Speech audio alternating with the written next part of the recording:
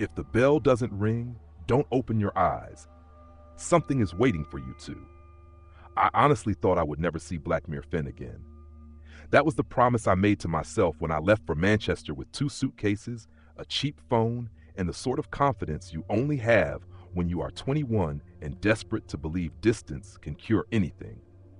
I told myself I was finished with that village, finished with the flat fields, finished with the ditches full of black water, finished with the church bells that rang at times no church bell had any business ringing, finished with people lowering their voices whenever they said the word rules, as if the rules might hear them. But life has a nasty habit of dragging you back to the places that made you. I came back in late October, just after the clocks changed, when the evenings in Norfolk start turning mean. Not properly cold yet, but damp in a way that gets inside your clothes and sits against your bones. The train only took me as far as King's Lynn, and from there I had to get the bus, then a taxi, then walk the last half mile because the driver refused to take the lane after the old drainage bridge. He didn't say he was scared. People never do, not directly. He just slowed the cab beside the crooked sign that said Blackmere Finn, please drive carefully, looked at the road ahead and said, "That'll be as far as I go, mate." I laughed because I wanted him to think I was normal. What, road flooded? He kept both hands on the steering wheel. His eyes flicked to the village sign, then away from it. Not tonight. That was all. Not tonight. I paid him. He gave me my change without looking at me properly. And when I stepped out, he turned the car around so fast the tires spat gravel. I watched his taillights shrink back towards the main road until the fog swallowed them.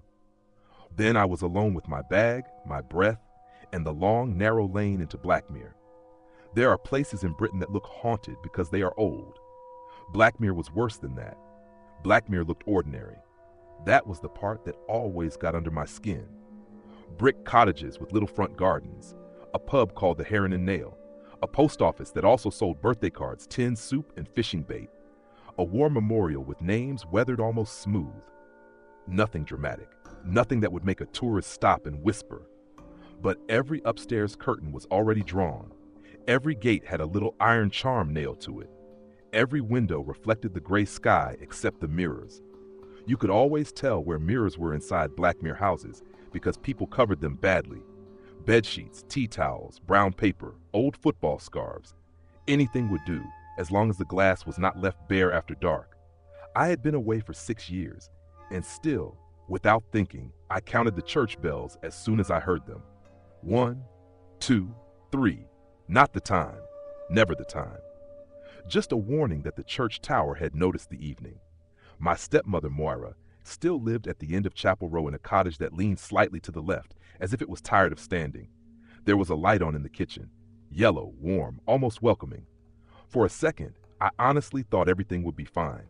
I thought I would walk in, hug her, have tea, avoid talking about why I had come home with no job and no savings, and maybe laugh about how grim the village looked in the fog. But then I saw the boy standing outside the cottage opposite. He was maybe 8 or 9, wearing school trousers and a padded coat too big for him. He stood completely still in the front garden, facing the lane. His mother was at the door, whispering sharply, "Charlie, inside, now." The boy didn't move. At first, I thought he was looking at me. Then I realized he was looking past me, down the lane towards the marsh. His face had gone slack, not scared exactly, worse, curious. His mother came out barefoot, grabbed him by the shoulders, and spun him around so hard he nearly fell. She pressed his face against her coat. "Don't watch it," she hissed. "How many times?" I froze, because I had forgotten that sentence. Not the rule behind it, never that, but the sound of it. The way adults in Blackmere spoke when fear had to come out quietly. Not shouting. Shouting made people turn their heads, and turning your head at the wrong moment in Blackmere could ruin your life. The woman noticed me then. Her name was Alice Marrow, though she had been Alice Pike when I was younger.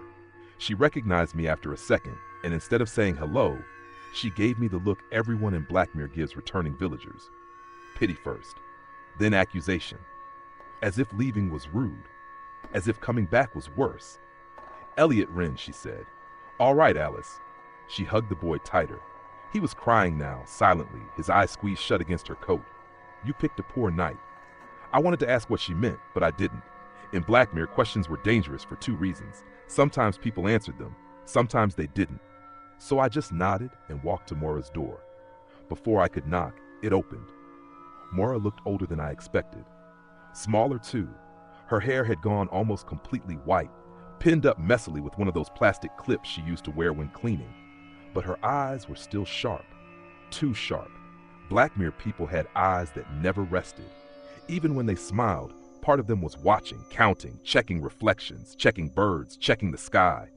For half a second, she stared at me like she had seen a ghost. Then she pulled me into her arms. "Oh, love," she whispered. "You should have rung from the bridge." I did. No signal? No signal. Course not. She held me a bit tighter. "Come in then, quickly." That word did something to me.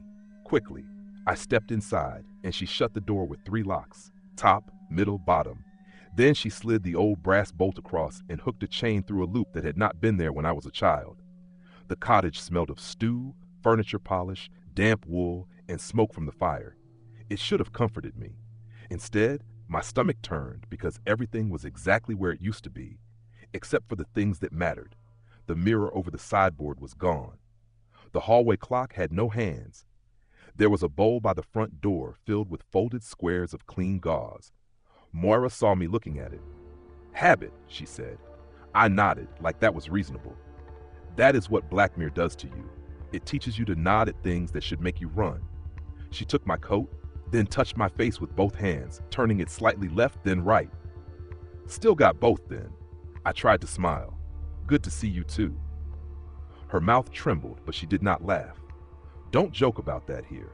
And just like that, I was 12 years old again, standing in that same hallway, listening to my father breathe through his teeth while blood soaked the towel pressed to his face, watching Moira tell me not to look, not because it was too horrible for a child, but because looking at the wrong thing had rules of its own. I swallowed. "Sorry," she nodded once. Forgiveness in Blackmere was usually practical, not emotional. From somewhere outside, a dog started barking. One sharp bark, then another, then a yelp that ended too quickly. Moira's eyes moved to the kitchen window. "Sit down," she said. "Sit down, Elliot." I sat, not because I was calm, because I remembered that in Blackmere, panic spreads. It moves through a room quicker than fire. One person gasps, another turns, someone looks where they shouldn't, and suddenly the whole night changes. Moira went to the window, but she didn't look out. She stood beside it, back flat to the wall, listening. The house became so quiet, I could hear the stew ticking in the pot. Then came a sound from the lane. Not footsteps, not wheels, something dragging. A slow, wet scrape along the road outside, stopping every few seconds like whatever made it was tired or thinking. Moira closed her eyes. I wanted to ask her what it was. I wanted to stand up, pull the curtain aside, prove to myself that I was a grown man and not a frightened little boy from Blackmere Fen. I wanted, more than anything, to believe the taxi driver had been dramatic, Alice had been cruel, Moira had become paranoid, and the village was only strange because I remembered it that way. But then everything seemed fine, like nothing would happen. The dragging stopped, the dog stopped, even the wind dropped. That silence was worse than the noise. Moira whispered, "Do you remember the first rule?" My mouth had gone dry. "Yes, say it." I looked at the covered windows, the locked door, the bowl of gauze, and the hallway clock with no hands.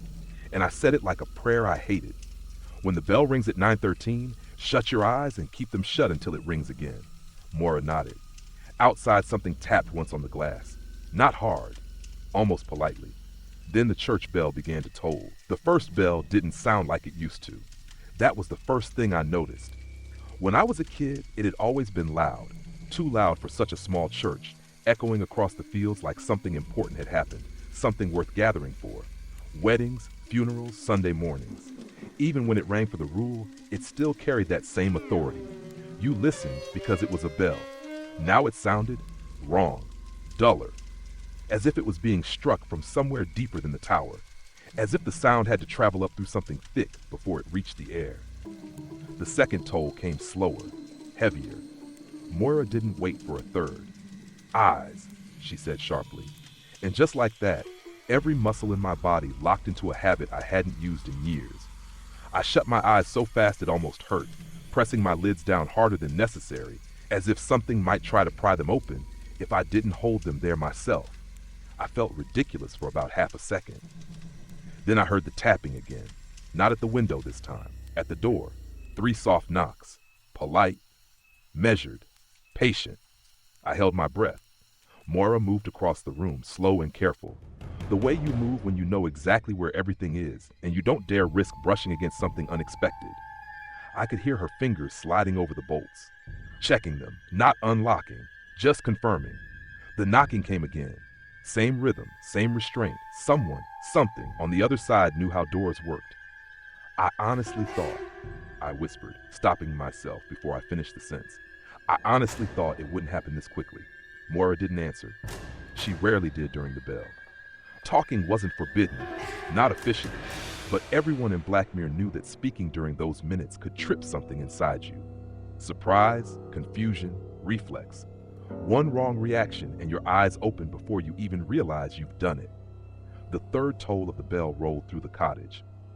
I tried to count in my head, the way I used to as a child. Not seconds. That would have been impossible. Minutes stretch in strange ways when your eyes are shut and you're listening for things you don't understand.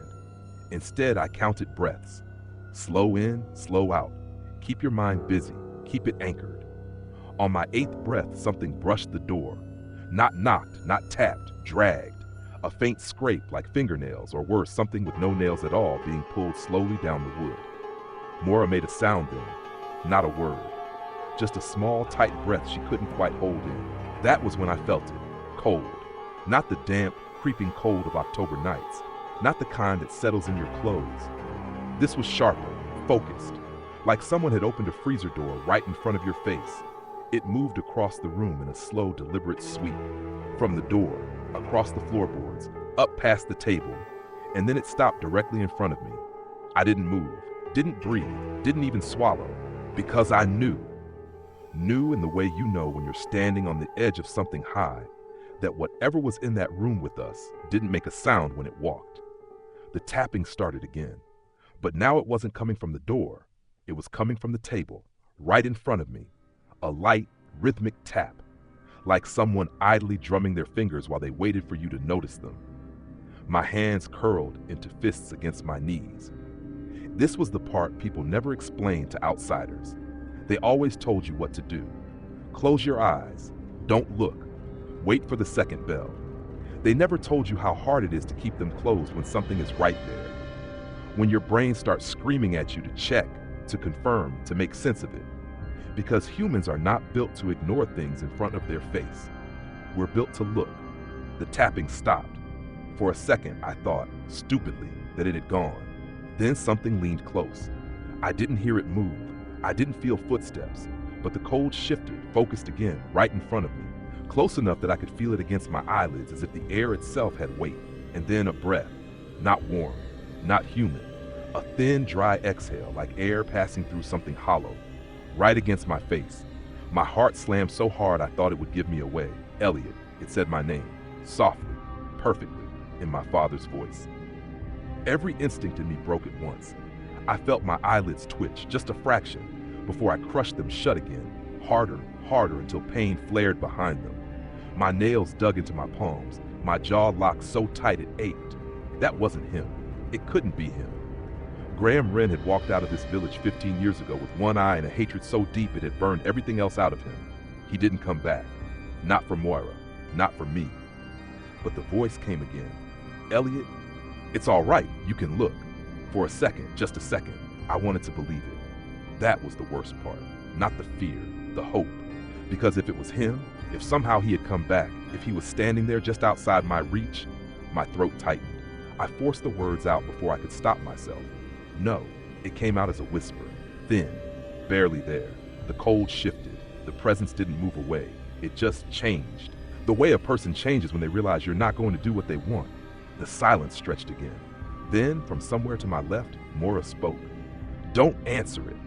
Her voice was low, controlled, but there was something underneath it, something strained. It's not him. I nodded, forgetting she couldn't see me. The thing in front of me let out another breath, longer this time, almost amused. Then the tapping started again, but now it was moving. Across the table, down the chair, along the floor, circling. I could feel it passing behind me, the cold dragging across the back of my neck, making the hairs stand up. It moved slowly, deliberately, as if it had all the time in the world. Because it did. That's another thing nobody tells you. The rules aren't there to protect you from something impatient. They're there to protect you from something that can wait forever. The bell tolled again. I lost count of how many times. 10? 12? It didn't matter. Time had already slipped sideways. The thing stopped moving, behind me, close enough that I could feel it just above my shoulder. I clenched my teeth. Don't turn, don't react, don't. A hand touched me. Not heavy, not grabbing, just resting, light, weightless, wrong. It didn't feel like skin, it felt like something pretending to be skin. My entire body jerked before I could stop it. My eyes snapped tighter shut as the instinct to turn nearly tore through me. Don't. Moira said sharply. I froze. The hand remained, still, patient, as if waiting for me to acknowledge it. Then slowly it slid away. The cold receded with it. Not gone, just stepping back. The bell rang again, louder this time, clearer, closer to what I remembered. I didn't dare move, didn't dare hope, because the worst mistake you can make in Black Mirror Finn is thinking it's over before it is. The final toll came like a crack through the air, sharp, definite, ending. For a long moment, neither of us moved. Then Moira exhaled. All right, she said quietly. All right, you can open them. I kept my eyes shut for one more breath, then another, just to be sure. Only when I was certain my hands had stopped shaking did I let them open. The kitchen looked exactly the same. Table, chairs, stove, bowl of gauze by the door. No marks on the wood. No sign of anything that had been in the room with us, except the front door. The top bolt had been bent, not broken, not forced, just warped slightly outward, as if something had pressed against it from the inside. Moira saw it too. She didn't say anything. She just walked over, ran her fingers along the metal, and then quietly slid another bolt into place beneath it. I swallowed. What was that? She didn't answer straight away. She never did with questions like that. Instead, she turned back to me, her expression calm in the way people learn to be when panic is useless. You remembered to keep them shut, she said. It wasn't praise, it was relief. I nodded slowly. Yeah. She studied me for a moment longer, then gave a small, tired smile. Good, she said, because it gets worse if you don't. I let out a breath I hadn't realized I was holding, tried to steady myself, tried to convince my brain that I was safe now, that the rule had passed, that whatever had been in the room was gone. But as I glanced toward the window, just for a second, I noticed something I hadn't seen before. A faint smear on the inside of the glass, at eye level, like someone had leaned close and been looking in. I told myself it was just a mark. Condensation, maybe. A smear from Moira cleaning the glass with a damp cloth and missing a patch. Something normal, something explainable. That's what I honestly thought in that moment. Because the alternative, the idea that something had been standing outside, right up against the window, watching us while we sat there with our eyes shut, that thought didn't just frighten me. It made everything feel pointless. Moira followed my gaze. Her face changed. Not dramatically, not in a way most people would notice. But I'd lived with her long enough as a kid to recognize it. That subtle tightening around the eyes, the way her shoulders lifted just a fraction like she was bracing for something that might not come. Don't, she said quietly. I'm not. Don't look too long. I dragged my eyes away from the smear immediately, forcing myself to focus on anything else. The table, the stove, my own hands, still trembling slightly in my lap. Sorry, she nodded, already moving toward the window. Not to look out, never that, but to pull the curtain across properly, sealing it tight so not even a sliver of the outside could show. That wasn't there earlier, I said. No, so it was what, while we? Yes. Her answer came too quickly, too certain. I swallowed. But the door, it doesn't always use doors. That shut me up. For a few seconds, neither of us spoke. The house had that strange, hollow quiet that comes after something leaves. Like the air hasn't quite settled yet, like it's remembering what just happened. I stood up slowly, legs stiff, and walked to the sink just to give myself something to do. My reflection caught me in the kettle's metal surface, distorted, stretched, but still enough to make my stomach twist. You still cover all the mirrors? I asked. Moira hesitated. Most of them. Most? She didn't answer straight away, and that was worse than if she had. I turned to face her. Moira? It's just the small one, she said too casually. Bathroom cabinet. It's cracked anyway. Something cold slid down my spine. But you still use it? Well, you need a mirror sometimes, don't you? No, I said, sharper than I meant to. Not here. She looked at me then, properly, and I saw it. The same thing I'd seen in my dad years ago, just before he left. Not fear. Not exactly. Something like tired defiance. We manage, she said. That word again. Manage. As if surviving this place was just another chore, like doing the washing or putting the bins out. I ran a hand over my face. This place hasn't changed at all, has it? Moira gave a small, humorless laugh. It has. How? She glanced toward the window, even though it was fully covered now. It's getting closer. I frowned. What is? She didn't answer. Of course she didn't.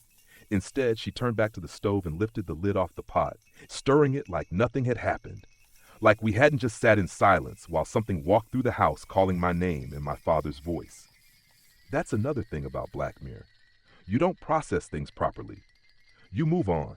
Because if you stop and think too long, you start asking questions, and questions lead to looking, and looking leads to... I forced the thought away. All right, I said, trying to steady myself. All right, fine. So we just ignore that, yeah? That's what we do? Moira shrugged slightly. We don't ignore it, we respect it. That's not the same thing. It is here. I let out a breath, half laugh, half disbelief. Yeah, right, of course it is. But even as I said it, I knew she was right, because I was already doing it, already adapting again, already filing that experience away under things you don't question if you want to stay safe. I leaned against the counter, trying to get my thoughts in order. All right, I said slowly. So, that was the first rule. Moira nodded. And that, whatever that was, can come inside? Sometimes. And it just tries to get you to look. That's usually enough. I stared at her. She hesitated. And in that hesitation, something shifted. That was the moment. The one where everything tilted just slightly out of place. Because up until then, as bad as it had been, there had still been structure, rules you could follow, things you could avoid, a system that, while terrifying, at least made a kind of sense. But that one word, usually, that broke it. What happens, I said carefully, when it's not enough? Moira didn't meet my eyes. That depends. On what? She stirred the pot again, slower this time. On whether it thinks you're worth the effort. My stomach dropped. What does that mean? Before she could answer, there was a scream. Not outside. Inside, upstairs. It hit me like a physical blow. High-pitched, raw, full of the kind of panic that doesn't come from pain. It comes from realization. I didn't think, didn't hesitate. I just ran. Elliot! Moira shouted after me, but I was already at the stairs, taking them two at a time. The scream cut off abruptly. That was worse. Much worse. I reached the top landing and froze because I knew that sound. Not the scream. The silence after. I'd heard it before. Years ago. The day my father stopped being my father. Hello? I called, my voice coming out thin. Moira, who's up here? No answer. Of course there wasn't.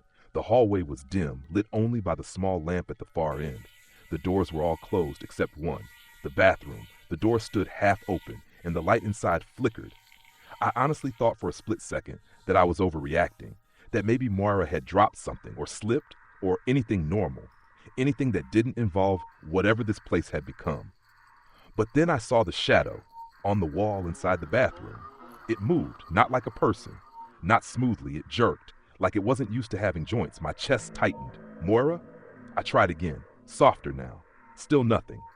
I stepped forward, one slow step, then another. Every instinct in me was screaming to stop, to turn around, to go back downstairs and pretend I hadn't heard anything. But something else pushed me on. That same stupid human need to know, to see, to confirm. I reached the door, pushed it open, and everything in my head just stopped. The bathroom was empty, no Moira, no one, just the sink, the cabinet, the mirror, uncovered. My reflection stared back at me, pale, wide-eyed, breathing too fast. For a second, just a second, I felt relief flood through me. See? I told myself. Nothing. You're just...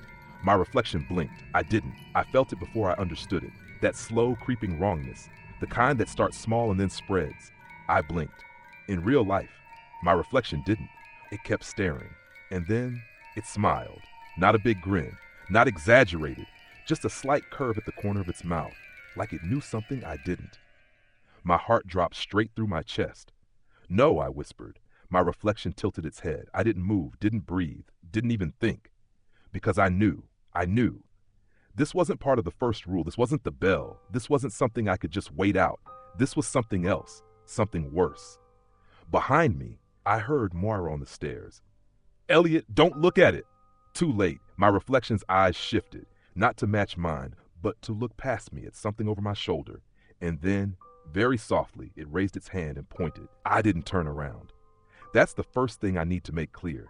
Every instinct I had, every bit of panic screaming through my chest, told me to spin, to see what my reflection was pointing at, to confirm whether something was actually standing behind me or if my brain had finally snapped under the pressure of being back here.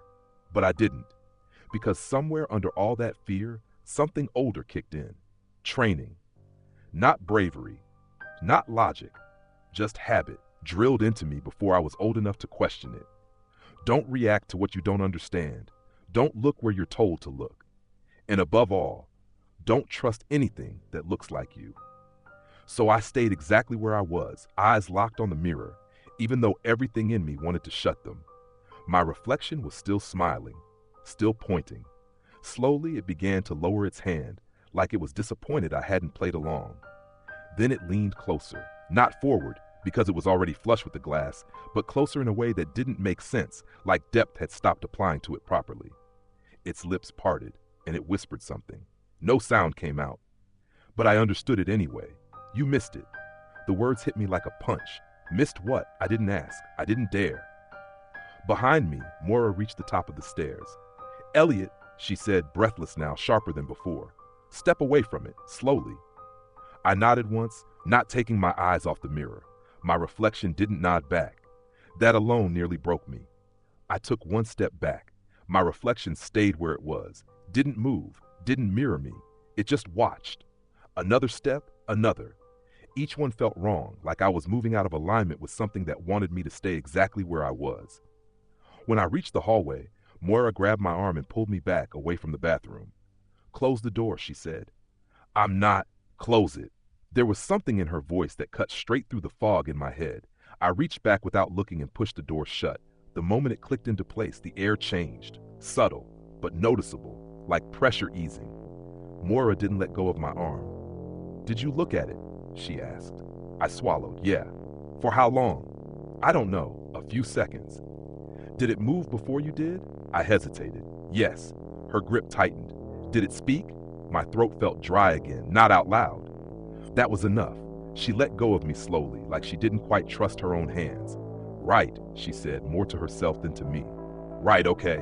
I stared at her. That's it? That's your reaction? What do you want me to do, Elliot? She snapped suddenly. Panic? Run? Scream? We're past that. We've been past that for years. Her voice cracked on the last word, and just like that, the anger drained out of her again. She rubbed her face. I told you not to look. I didn't choose to. You went upstairs. I heard someone screaming. So did I, she said, and I stayed where I was. That shut me up, because she was right. Again. That was the worst part of this place. The rules didn't just punish you. They rewrote your instincts, made the wrong choice feel natural, made curiosity dangerous, made empathy a liability. I leaned back against the wall, trying to steady my breathing. It smiled at me, I said quietly. Moira nodded, like that wasn't surprising at all. They do that.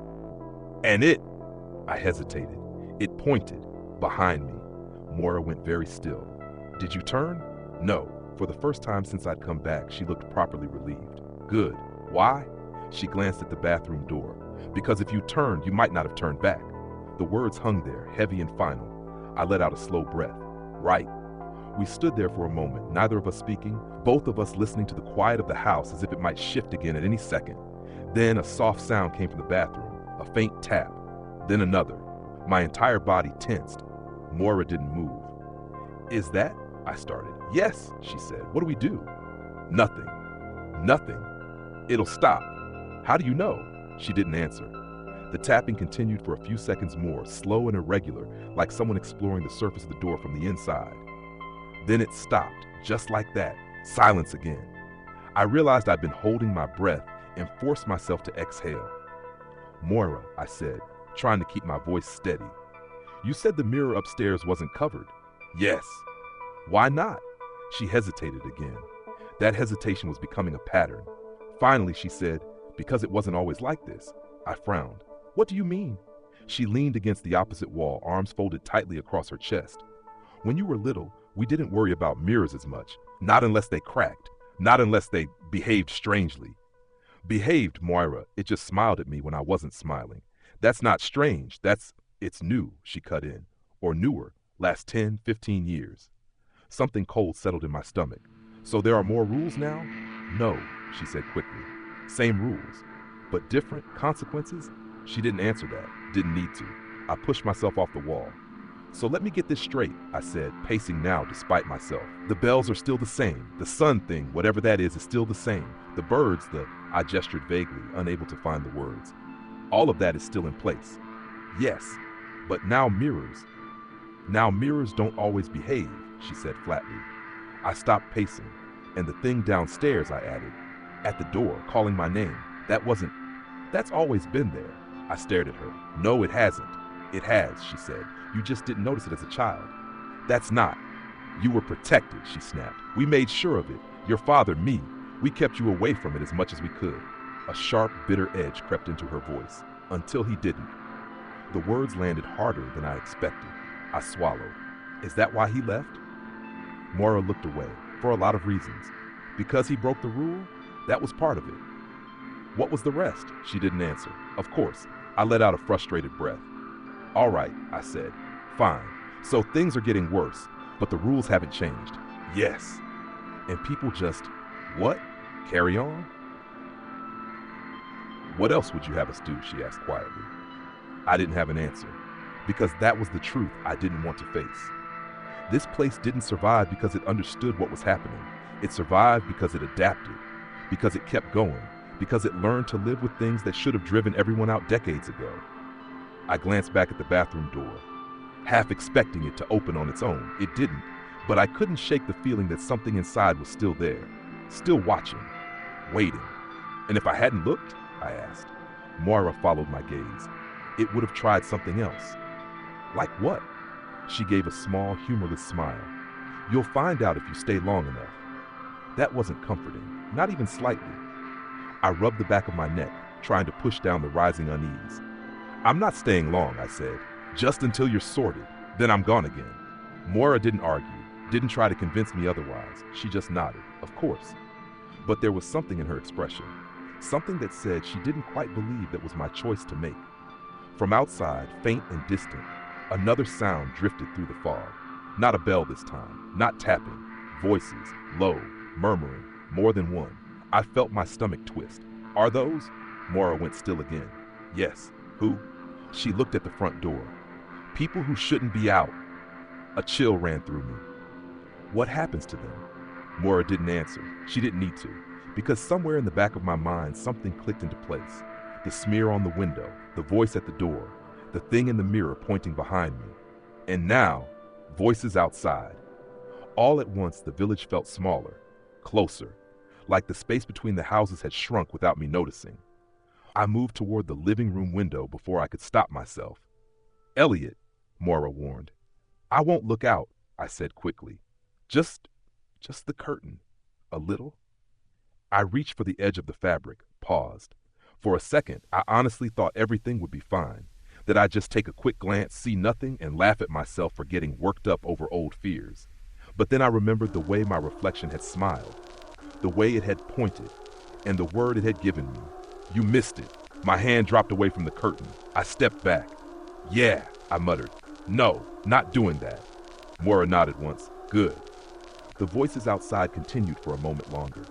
Then slowly they faded, like they were moving away or being led. I didn't ask where, because deep down I already knew the answer wouldn't make anything better. And for the first time since I'd come back to Blackmere Fen, I realized something that settled in my chest like a weight. It wasn't just that the village hadn't changed. It had, just not in ways that made it easier to survive. And whatever was happening here, whatever was moving through the house, standing at the windows, smiling from mirrors, it wasn't just testing the rules anymore. It was learning them. and figuring out how to break them better than we ever could. I didn't sleep that night. Not properly. Moira made up the spare bed like she used to when I was younger. Fresh sheets, the same old quilt with the faded blue stitching. But the moment I lay down, I knew it wasn't going to work. Every sound felt wrong. Not loud, not obvious, just slightly out of place. The kind of thing you wouldn't notice anywhere else, but in Black Mirror, every small noise carries weight. Floorboards settling, pipes ticking, the wind brushing the side of the house. It all feels like something thinking about making a move. I lay there with my eyes open, staring at the ceiling, trying not to think about the bathroom upstairs, trying not to think about my reflection, trying not to think about what it had pointed at. Because I knew, deep down, that the worst thing about that moment wasn't the smile. It wasn't even the voice. It was the fact that something had been behind me, and I had no idea what it was, or if it had left. At some point, I must have drifted off, because the next thing I remember is waking up with my heart hammering, convinced someone had just spoken my name. Elliot. I sat up too fast, breath catching in my throat. The room was empty. Gray morning light pressed weakly through the edges of the curtains. No shapes, no movement, no one standing at the foot of the bed. I stayed perfectly still, listening. Nothing. After a few seconds, I let out a shaky breath and ran a hand over my face. Just a dream, I muttered. But even as I said it, I knew that wasn't true. Black Mirror doesn't give you dreams like that. It gives you reminders. Downstairs, I could hear Moira moving around in the kitchen. Normal sounds this time. Kettle, cupboard doors, the clink of a spoon against a mug. Grounding. Safe. I got up, dressed quickly, and made my way down. Moira glanced up as I entered, offering a small, tired smile. You're up early. Didn't sleep much. She didn't ask why. Didn't need to. There was a quiet understanding between us now, the kind that settles in after something shared, but not fully discussed. I sat at the table, wrapping my hands around the mug she pushed toward me. Anything happen? I asked. After you went to bed? Yeah, she shook her head. Quiet night. I let out a breath I didn't realize I'd been holding. Good. For a few minutes we just sat there in silence, sipping tea. It almost felt normal. Almost. Until I noticed something. The bowl by the door. It wasn't full anymore. I frowned. Moira, she followed my gaze. Yeah, there were more of those last night. I used a few. For what? She didn't answer straight away, just took another sip of her tea. Then, casually, for Mrs. Hargreaves. My stomach dropped. Across the lane? Yes. What happened? Moira set her cup down carefully. She opened her eyes too early. The words hit harder than I expected. During the bell? No, Moira said. After. I blinked. After? That's what her husband said. A cold knot tightened in my chest. But that's not how it works. Moira met my eyes. I know. Silence stretched between us. I tried to process that, tried to fit it into the rules I remembered. It didn't. That doesn't make sense, I said. No. So what? It just stayed? Moira didn't reply. Her silence said enough. I stared down at my tea, watching the surface ripple slightly in my shaking hands. This is new, I said. Yes. And people know about it? They're starting to. And no one's leaving? That earned me a look. You think it lets people leave? I opened my mouth, then closed it, because I didn't have an answer. I had left, hadn't I? But now I was back. And suddenly, that didn't feel like a coincidence. A knock at the door made both of us freeze. Not loud, just 2 quick taps. My heart jumped straight into my throat. Moira didn't move. Neither did I. We both just sat there, listening. Another knock, a bit firmer this time. Human. That was the only word for it. Human. Moira stood slowly. Stay here, she said. I'm coming with you. No, I'm not sitting in here while someone's at the door. She hesitated, then gave a small, reluctant nod. All right, but don't speak unless I tell you. We moved into the hallway together. The door stood exactly as it had the night before. 3 locks, bolt, chain. No marks, no sign of anything unusual, except for the fact that someone was knocking on it during daylight. Moira approached carefully. Who is it? She called. A pause, then a voice. Peter Hargreaves. Relief flooded through me before I could stop it. See? I whispered. It's just Moira shot me a look that shut me up instantly. Alone? She asked through the door. Yes. Another pause. Moira glanced at me. Then slowly she began unlocking the door, 1 bolt at a time, chain last. She opened it just enough to look through the gap. I leaned slightly, trying to see past her. And what I saw, It didn't look right. Peter Hargreaves stood on the step, hat in his hands, shoulders slumped, normal. Except for one thing. He wasn't blinking. Not once. His eyes were wide open, too open, like he'd forgotten how to close them. "Morning, Moira," he said. His voice was steady, calm, but something underneath it dragged, like each word had to be pulled up from somewhere deeper than it should. Moira didn't open the door any further. "What do you want, Peter?" He smiled. It didn't reach his eyes. "Just wanted to say thank you for last night." Moira didn't react. "Your wife," she said. "How is she?" Peter's smile twitched. "She's resting." Something in the way he said it made my skin crawl. "Can I come in?" he asked. Moira's hand tightened on the door. "No." Another pause. Then Peter nodded slowly. "Right? Of course. Rules." He said it like a joke, but it didn't sound like one. My pulse started to race. Moira shifted slightly, blocking more of the doorway. "You should go home," she said. "I am home." The words came too quickly, too sharp. For a split second, something flashed across his face. I don't know how to describe it properly. Not anger, not confusion. Something misaligned, like the wrong expression had been pulled into place. Then it was gone. He smiled again. "Anyway," he said, "just wanted to say thank you." Moira didn't respond. After a moment, he turned and walked back down the path, slowly, deliberately, and still not blinking. We watched him go until he reached the gate. Then, without warning, he stopped, mid-step. His head tilted slightly, as if he just heard something or remembered something. And then he turned around, not just his head, his whole body, too quickly, too sharply. And for the briefest moment his eyes locked onto mine. I felt it, not like being looked at, like being found. A cold, sinking sensation in my chest, as if something had just marked me out from a distance. Moira slammed the door shut, hard. The locks clicked into place in quick succession.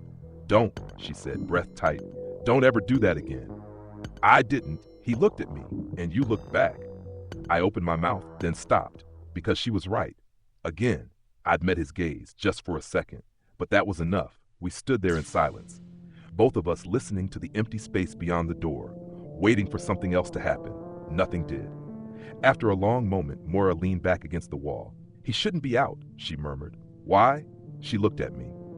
And this time, she didn't hesitate, because once it's taken one eye, it doesn't usually stop. A chill ran through me.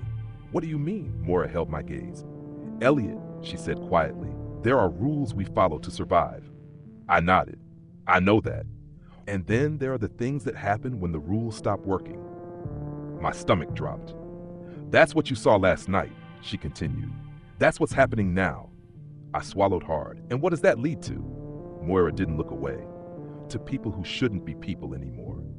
I thought of Peter standing on the step, not blinking, not quite right, and the way he'd said, "I am home."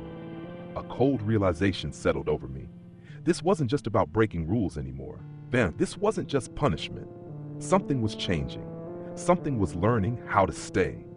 And as I stood there in that narrow hallway, with the locks drawn tight and the morning light struggling through the curtains, one thought kept repeating itself in my head. I shouldn't have come back. Because whatever was happening in Blackmere Fen now, it wasn't just waiting for people to make mistakes anymore. It was starting to make them itself. By midday, the village had settled back into something that looked almost normal. That's the trick Blackmere Fen has always been best at. It resets. Not properly, not cleanly, but just enough to make you question whether the things you saw were as bad as you remember. The lane filled with the usual quiet movement. A tractor groaning past. Someone sweeping their front step. The pub door opening and closing with that familiar hollow thud. If you didn't know what to look for, you might even believe nothing had happened. But I did know what to look for. No one looked at each other for long. Everyone blinked too often, or not enough. And every window stayed covered. Moira insisted I get out of the house. "Go down to the shop," she said. "Stretch your legs. You're thinking too much." "I'm not thinking enough," I muttered. "That's the problem," she replied. So I went, not because I wanted to, but because staying inside felt worse, like the walls were listening, like the silence upstairs was waiting for me to forget about it. The village shop sat just past the church, a squat little building with a faded green sign that read Crowther's Provisions. Same as it had always been. Same crooked door. Same bell that jingled too sharply when you pushed it open. Agnes Crowther was behind the counter. Of course she was. She looked exactly as I remembered. Tall, thin, sharp as a nail. Hair pulled back so tight it made her eyes seem wider than they were. People in Blackmere called her practical. My dad used to call her something else when she wasn't around. She looked up as I entered. Elliot Wren. No surprise, no warmth, just recognition. Afternoon, Agnes. You've come back at a poor time. That made two people who'd said that now. So I've been told. She studied me for a moment, her gaze lingering just a fraction too long on my eyes. Still intact then. Last time I checked. A faint twitch at the corner of her mouth. Give it time. I didn't know if that was meant as a joke. I didn't laugh. Moira sent me for bread, I said. She would. Agnes turned, reaching for a loaf from the shelf behind her. As she did, I noticed something pinned to the wall beside the till. A handwritten notice. Visitors, report to the mill before noon. My stomach tightened. What's that? I asked. Agnes didn't turn back straight away. Visitors. I can see that. Why the mill? She handed me the bread. Because they asked to see something. What? Birds, she said flatly. That word alone was enough to make my chest tighten. Who? Researchers. From London, I believe. Of course they were. I rubbed the back of my neck. Do they know the rules? Agnes looked at me properly then. What do you think? I let out a breath. They'll think it's all nonsense. They always do. And you're letting them go out there anyway? Her expression didn't change. They insisted. That doesn't mean it does here. There was no arguing with that tone. Blackmere had its own logic, its own way of dealing with things that didn't fit. Outsiders came in. They were warned. What they did after that wasn't the village's responsibility. At least that's what people told themselves. They've already gone, Agnes added. Gone where? Harrowby Mill. Of course, the old place at the edge of the fen. Half burnt years ago, left to rot, then quietly avoided by everyone who knew better. I swallowed. And no one stopped them? Agnes tilted her head slightly. Did anyone stop you from coming back? That shut me up. For a moment, we just stood there. Then she leaned forward, lowering her voice slightly. If you've got any sense left, Elliot, you'll stay out of it. I nodded. I will. I meant it, too. I took the bread, turned, and walked out of the shop without another word. The air outside felt heavier, thicker, as if the whole village knew something was about to happen and was holding its breath. I started back toward Moira's cottage. I really did, but I didn't get far, because halfway down the lane I heard it. Laughter. Not from the pub, not from a house, from the direction of the fen. Bright, easy, unbothered. Outsiders. I stopped walking, stood there for a second, staring down the path that led out toward Harrowby Mill. I honestly thought I'd just ignore it. Go home, sit down, eat, pretend I hadn't heard anything. But then I remembered Peter Hargreaves, the way he hadn't blinked, the way he'd said, I am home, and something in me shifted. Not bravery, not exactly, more like obligation, because I knew what was out there, and they didn't. Idiot, I muttered under my breath. Then I turned. The path to Harrowby Mill hadn't changed. It never did. Narrow, uneven, cutting through low hedges and patches of scrub that gave way to open fenland. The ground grew softer the further out you went. The air damp and heavy with the smell of stagnant water and rotting vegetation. Flat land, endless sky, nowhere to hide. That's what makes the fen dangerous. You can see everything, and everything can see you. The laughter got louder as I approached. Voices, too. A group of them. 4, maybe 5 people. I crested the slight rise near the old drainage ditch and saw them. They stood clustered near the remains of Harrowby Mill, pointing at something in the sky, talking over each other, completely at ease. There were 5 of them. 2 men, 3 women, all in outdoor gear, jackets, boots, cameras slung over shoulders. One of the men had some kind of equipment strapped to his chest, blinking faintly. They looked normal. That was the worst part. Completely normal. Like they'd stepped out of a documentary about British wildlife. Like they belonged anywhere but here. I picked up my pace. Oi, I called. They turned. One of the women smiled. Hello. Her accent was southern, London probably. Are you from the village? She asked. Yeah, I said, coming to a stop a few feet away. You lot need to be careful out here. They exchanged glances, amused. Of course they were. Careful of what? One of the men asked, grinning. Mud? Not just that. I gestured vaguely toward the sky, the mill, the surrounding fen. Just don't look at anything for too long. That earned a laugh.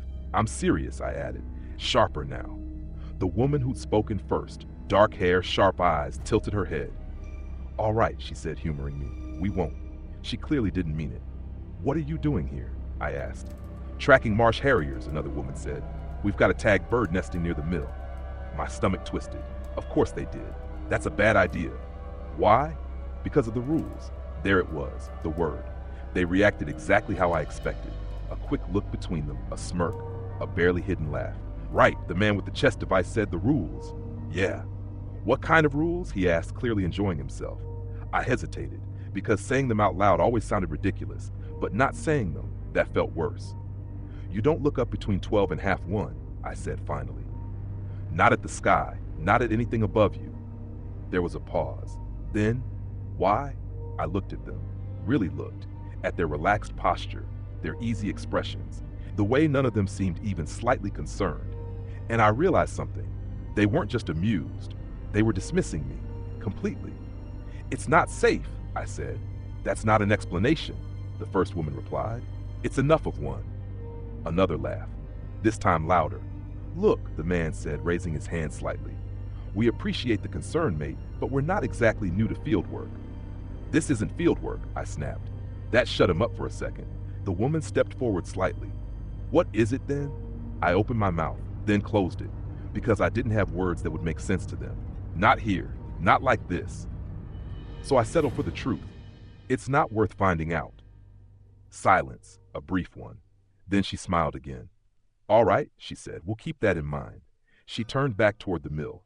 Conversation resumed, laughter again, like nothing had happened. I stood there for a moment longer, feeling that same cold frustration build in my chest. I'd warned them. That was all anyone ever did. Warn them. After that, it wasn't your responsibility. That's what Agnes had said. That's what everyone believed. I turned to leave. Took a few steps back down the path, but something made me stop. Not a sound, not a movement, just a feeling. That same one I'd had in the house. Like something had shifted slightly out of place. I looked back. The group was still there, still talking, still pointing. One of them raised a camera, aimed it upward. I felt my stomach drop, because I realized what time it was. Not exactly, but close enough. The light had changed, subtly. The sky above the fin had taken on that strange pale quality I remembered from childhood. Not brighter, not darker, just wrong. I turned fully. "Hey," I shouted, "put that down." They didn't hear me, or they ignored me. The camera clicked, and just like that, everything changed. The air dropped in temperature, not gradually, all at once, like something had opened. The laughter stopped, mid-sentence. The woman holding the camera stiffened. "What?" That was all she got out. Then she screamed, and I knew. Too late. They'd just broken the second rule. The scream didn't sound human for long. It started that way. Sharp, startled, the kind of reaction you get when something unexpected happens, but it twisted almost immediately into something else. Something raw. Something dragged out of her like it didn't belong there. I ran. Didn't think. Didn't hesitate. Just ran straight back toward them, heart hammering, every step feeling heavier than the last as the air around the mill turned cold enough to sting. "Get down," I shouted. "Don't look up." Too late. They were already looking. All 5 of them. That was the worst part. They weren't even reacting properly at first, just staring. Faces tilted toward the sky, expressions caught somewhere between confusion and fascination, like they were trying to make sense of something that didn't fit. The woman with the camera, dark hair, sharp eyes, let out another scream. This time it didn't stop. Her hands flew to her face. She dropped the camera, and then something pulled. I didn't see it. That's the thing people always expect you to say. They expect claws, wings, a shape, something they can imagine. There was nothing, just the effect. Her head jerked violently to one side, like something had grabbed her by the eye and yanked. Her body followed a split second later, stumbling sideways, boots slipping in the damp grass. No, what is that?" One of the men reached for her. Bad mistake. The moment his hand touched her shoulder, his whole body snapped backward. Not pushed, pulled, hard enough that his feet left the ground for a fraction of a second. Then he dropped, slamming onto his back with a wet, choking sound. I skidded to a stop a few feet away. "Close your eyes," I shouted. "Now don't look at it, just shut them." They didn't, or couldn't, because by then it had already started. The first woman's scream broke into choking sobs as her fingers clawed at her own face. Somethings, somethings. Her voice cut off as she jerked again, and then a sound I will never forget, a soft, wet pop, like a cork slipping free from a bottle. She went still for half a second. Then she started screaming again, louder, higher. I saw the blood before I saw anything else, dark, thick, pouring between her fingers. "Jesus Christ!" one of the others shouted. Another tried to run. He didn't get far. 3 steps, that was all. Then something hit him, not visibly, but his body reacted like it had. He staggered sideways, arms flailing, and then his head snapped forward violently, like something had hooked into him and dragged him down. He hit the ground face first. Didn't get back up. I forced my eyes down, to the ground, to the grass. Anywhere but up, anywhere but where they were all looking. "Shut your eyes," I shouted again. "You have to shut them." "Why is it cold?" one of the women cried. That cut through everything, because I'd heard that before.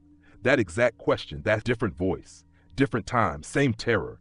"It's so cold, what is?"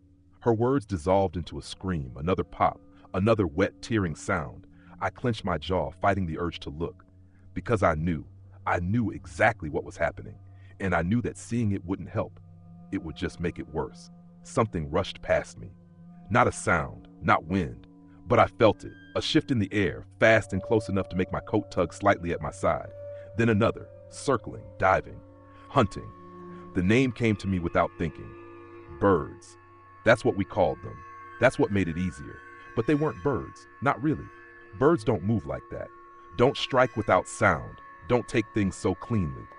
The first scream stopped, abruptly, cut off like someone had switched it off. I risked a glance, just a flick of my eyes, enough to see she was on her knees, hands still clamped to her face, but there was something wrong with the way her head tilted. Too loose, too light. She slowly pulled her hands away, and that's when I saw it. The socket, empty, blackened at the edges like something had burned through from the inside. Blood streamed down her cheek in thick, uneven lines. She didn't seem to notice. Her mouth hung open, breathing hard, eyes, searching. "Where is it?" she whispered. The others were in no better state. One of the men had curled in on himself, hands pressed to his face, rocking slightly as blood soaked into the grass beneath him. Another was crawling blindly, hands sweeping across the ground like he was trying to find something he dropped. Help me." I stepped back. Instinct, distance. Because something about the way they moved now, it wasn't just pain, it was confusion, disorientation, like their bodies didn't quite belong to them anymore. "Close your eyes," I shouted again, voice cracking. Just keep them shut." The dark-haired woman turned toward me, her remaining eye locked onto mine, and for a second, just a second, I saw something behind it. Not fear, not panic, something else, something deeper. "Do you see them?" she asked. My stomach dropped. "See what?" "The eyes," she said. Her voice was calmer now, too calm. "There are so many." "Don't," I said sharply. "Don't look at anything. Just stay still." She smiled, not like before, not friendly, not amused, just empty. "They're looking at you," she said. A cold weight settled in my chest. "Who is?" "All of them." She lifted her hand slowly, pointed, not at the sky, not at the ground, at me. I stepped back again. "No," I said. "No, that's not."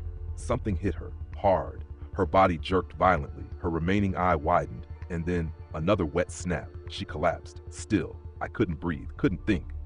The world had narrowed down to the sound of ragged breathing, distant wind, and the faint, almost imperceptible movement of something circling just out of sight. One of the men was still moving, barely. He lay on his side, one hand clutching his face, the other reaching out blindly. "Please," he rasped. "Please, I can't." I took a step toward him, then stopped. Because I remembered. Not the rule. Something else. Something older, something I hadn't thought about in years. My dad, sitting on the sofa, staring through the wall, saying the same thing over and over. "Cold." The man on the ground shuddered. "It's so cold." I closed my eyes, not because of the rule, because I couldn't watch anymore. "Stay there," I said. "Don't move. I'm going to get help." He didn't answer. I opened my eyes again, carefully, keeping them low, avoiding the sky, avoiding anything above head height. The others had stopped moving, all of them. 5 bodies in the grass, some still, some twitching faintly, blood darkening the ground around them. The mill stood behind them, silent and broken, its blackened beams cutting jagged lines against the pale sky. And above it, I didn't look, didn't dare, but I felt it, that same presence, watching, circling, satisfied. I turned and ran. Not back toward the village, not yet, because I knew what I had to do first. I had to get them out of here, or at least what was left of them. Because if they stayed out here in the open, in the cold, in that place where the air felt wrong and the sky pressed too close, then whatever had taken their eyes might come back for the rest. And as I ran, one thought kept repeating in my head, louder than the sound of my own footsteps. They didn't believe me. They laughed. And now they were part of it. Just like everyone else who'd made the same mistake. Just like I cut the thought off because I wasn't ready to finish it. Not yet. Not here. Not with the sound of something moving in the air behind me. I didn't go straight back into the village. That's the part people never understand when I tell this story. They always ask, why didn't you run for help immediately? Because help in Blackmere doesn't work the way it does everywhere else.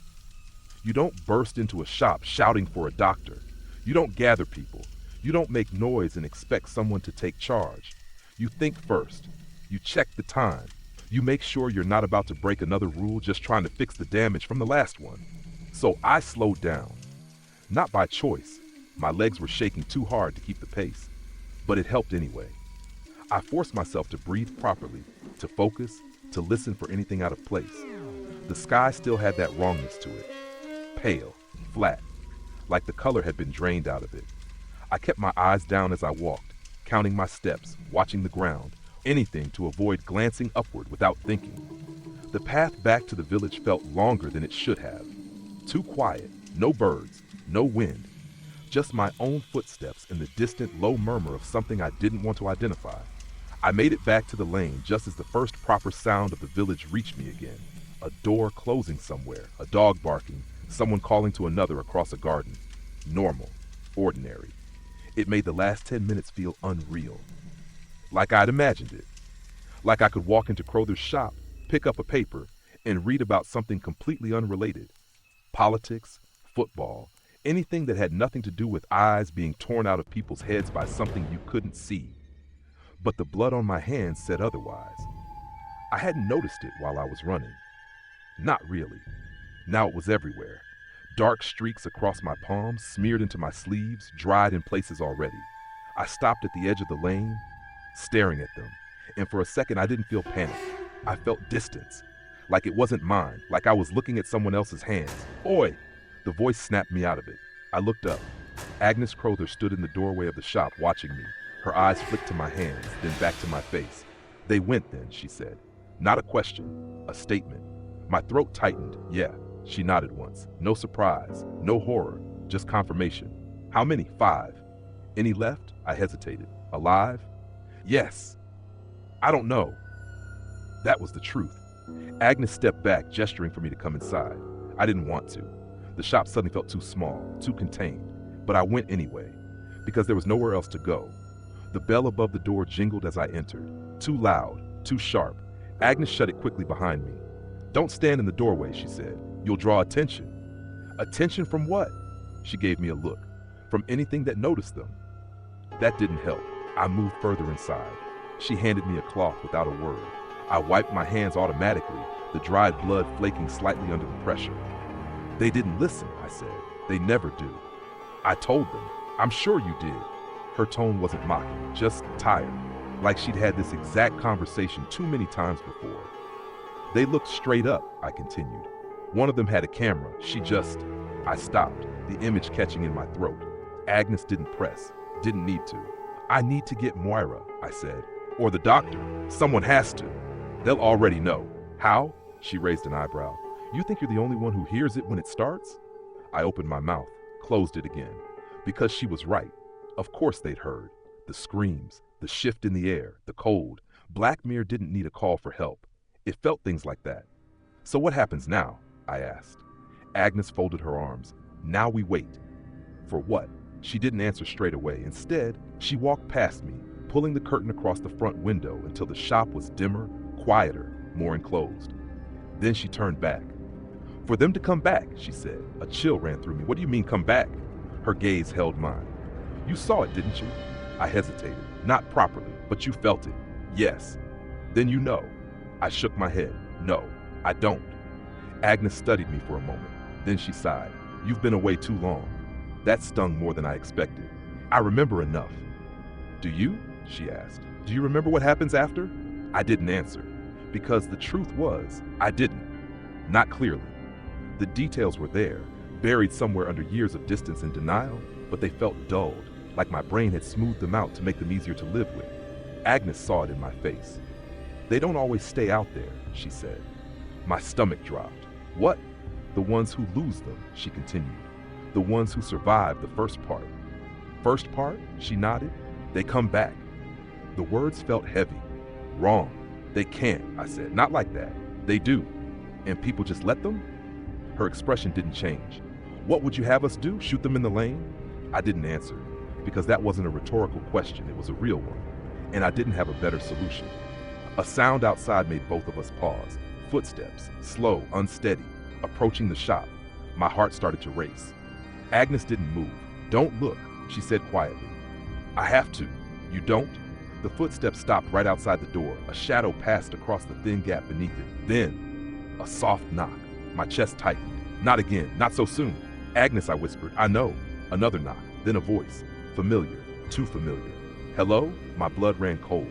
It was one of them, one of the researchers, alive. I felt my body shift forward before I could stop it. Wait, Agnes said sharply, grabbing my arm.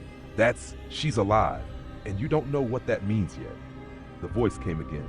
We need help. Calm, too calm, exactly like Peter Hargreaves. The memory snapped into place so fast it made me dizzy. Not blinking, smiling without meaning it, standing on the step like nothing was wrong. They came back, I whispered. Agnes nodded. Yes. My throat tightened. We can't just leave her out there. Agnes's grip on my arm tightened. You don't open that door. She'll die. She might already be gone. The words hit hard, too hard. I pulled my arm free. I'm not doing this again, I said. I'm not just standing here while... The knocking stopped. Silence fell. Heavy, expectant. Then the handle turned, slowly, deliberately, locked. It didn't open. But the movement alone sent a spike of panic through me. She shouldn't be able to do that, I said. No, Agnes agreed. The handle turned again, harder this time, a faint rattling sound, then a soft laugh. From the other side of the door. Not hysterical, not broken, just amused. I felt my stomach drop. Agnes, I know. The voice spoke again. Different now, lower, more controlled. You shouldn't have come back, Elliot. Every muscle in my body went rigid, because I knew that voice. Not from the Finn, not from the researchers, from somewhere older. Somewhere I didn't want to remember. The handle stopped moving. The presence outside shifted slightly, and for a second, just a second, I felt it again. That same sensation from the bathroom, like something was standing just beyond the door, smiling, waiting for me to make a mistake. I didn't move, didn't speak, didn't even breathe properly. Because I understood something now, something I hadn't fully grasped before. Leaving Blackmere didn't mean you escaped it. It just meant you got a head start. And now, whatever was out there, it knew I was back. The handle stopped moving. The silence after felt worse than the knocking. Not because it was empty, but because it wasn't. There was still something on the other side of that door. I could feel it the same way you feel someone standing too close behind you in a queue, just out of sight. Not touching, not speaking, just there. Agnes didn't move. Neither did I. We stood like that for a long time, seconds, maybe minutes, until the pressure eased. Not gone, just stepping back. Eventually, the shadow under the door shifted. Footsteps, slow again, unsteady, moving away. I let out a breath I didn't realize I'd been holding. Is it? I started. Don't ask that, Agnes cut in. I swallowed the rest of the sentence, because she was right. That question didn't have an answer you could trust. We waited another minute, then another. Only when the quiet felt properly empty, when the air stopped pressing in at the edges, did Agnes finally step forward and place her hand against the door. Not opening it, just feeling it. Gone, she said quietly. For now. I nodded. My heart was still racing, but something else had crept in beneath the fear. Recognition, that voice. You heard that too, didn't you? I asked. Agnes glanced at me. Yes. That wasn't one of them. No, I swallowed. It sounded like... I know what it sounded like. We didn't say the name. Didn't need to, because saying it out loud would have made it real in a way I wasn't ready for. Instead, Agnes turned away from the door. "You should go back to Moira," she said. "I will." "Don't take the long way." "I won't." "And Elliot," I paused. She met my eyes, something sharper than usual cutting through her expression. "You don't open doors for voices you recognize." A chill ran through me. I said quietly, "I'm starting to understand that." She didn't look convinced. I left the shop without another word. The lane felt different now. Closer. Like the space between things had shrunk again. I kept my eyes low as I walked, just like I had on the path back from the mill, watching the ground, counting steps, avoiding reflections in windows, puddles, anything that might catch me off guard. But it didn't matter, because I could still feel it. That awareness, like something had marked me, like I'd stepped into something I wasn't supposed to be part of anymore. By the time I reached Moira's cottage, my hands were shaking again. Not from what I'd seen at the mill, from what I'd heard at the door. I pushed it open quickly, locking it behind me the same way she had. Moira was in the kitchen. She looked up as I entered. "You went out." "Yeah, you shouldn't have." "I know." That seemed to be the answer for everything here. I stepped further inside, running a hand through my hair. "They're gone," I said. "All of them, or not gone, changed." Moira's expression tightened. "How many?" "5. She nodded once, like she'd expected nothing less. "And," she prompted, "and one of them came to the shop." That made her pause. "Already?" "Yeah." "What did it say?" I hesitated. "Then it knew my name." Moira went very still. "How?" "I don't know." That wasn't entirely true. I had a feeling, a bad one. "But that's not the worst part," I added. Her gaze sharpened. "What is?" I swallowed. It didn't sound like her. "Then who?" I met her eyes. It sounded like him. The word hung there, unspoken but understood. Moira looked away first. "That's not possible," she said quietly. "That's what I thought." "It's not possible," she repeated, firmer this time. "He's gone." "Is he?" She didn't answer. The silence stretched again. Then she moved abruptly, turning back to the stove, stirring the pot even though it didn't need it. "You shouldn't have gone to the mill," she said. "I didn't plan to." "You never do." I frowned. "What's that supposed to mean?"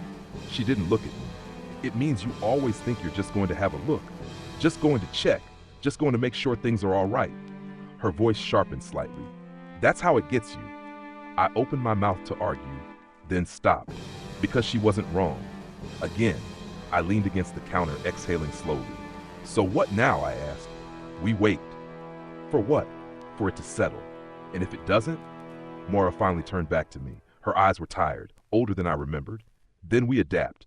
That word again, adapt. I hated it because it meant accepting things as they were, accepting that there wasn't a fix, no solution, just survival. I pushed away from the counter. "I can't stay here," I said. Moira blinked. "What?" "I can't. This isn't." I gestured vaguely around the room. "This isn't manageable, Moira. Not anymore." "It never was." "Then why are you still here?" She stared at me. "Because it's home." The answer came too quickly, too simply, like it had been rehearsed. "That's not enough," I said. "It is when you don't have anywhere else. You could leave, like your father did." The words hit hard. "That's not." "Isn't it?" she snapped. "He left, you left, and look how that turned out." I flinched, not because she was shouting, because she was right, again. "You think you escaped this place?" She continued, quieter now. "You think you got out clean?" I didn't answer, because I didn't know. She took a step closer. "Did you ever wake up at 9:13, even when you were away?" My stomach dropped. "Yeah." "Did you ever feel something watching you when you looked at your reflection?" I hesitated. "Sometimes." "Did you ever hear your name when no one was there?" I didn't need to answer that one. The look on my face said enough. Moira nodded slowly. "That's what you brought with you," she said. The words settled heavily in my chest. "I thought it would stop," I admitted. "It doesn't." "Then what's the point of leaving?" She gave a small, sad smile. "Distance helps. Does it?" "Enough." I looked away, because that wasn't reassuring. That was survival. Again, just less of it. For a moment, neither of us spoke. Then, quietly, "I met someone," I said. The word surprised even me. Moira looked up. "Where?" "Leeds. Uni." She nodded. "What's her name?" "Nadia." The name felt strange in my mouth here. Out of place. Like it didn't belong in Blackmere Fen. "And she doesn't know about this?" Moira asked. I hesitated. "I haven't told her everything." "You should." "Why?" "Because if she comes here, she's not coming here." Moira held my gaze. Elliot, she's not. But even as I said it, something twisted in my chest. Because I knew Nadia, knew the way she asked questions, the way she didn't let things go, the way she looked at the world like it was something to understand, not something to fear. And suddenly, I wasn't so sure.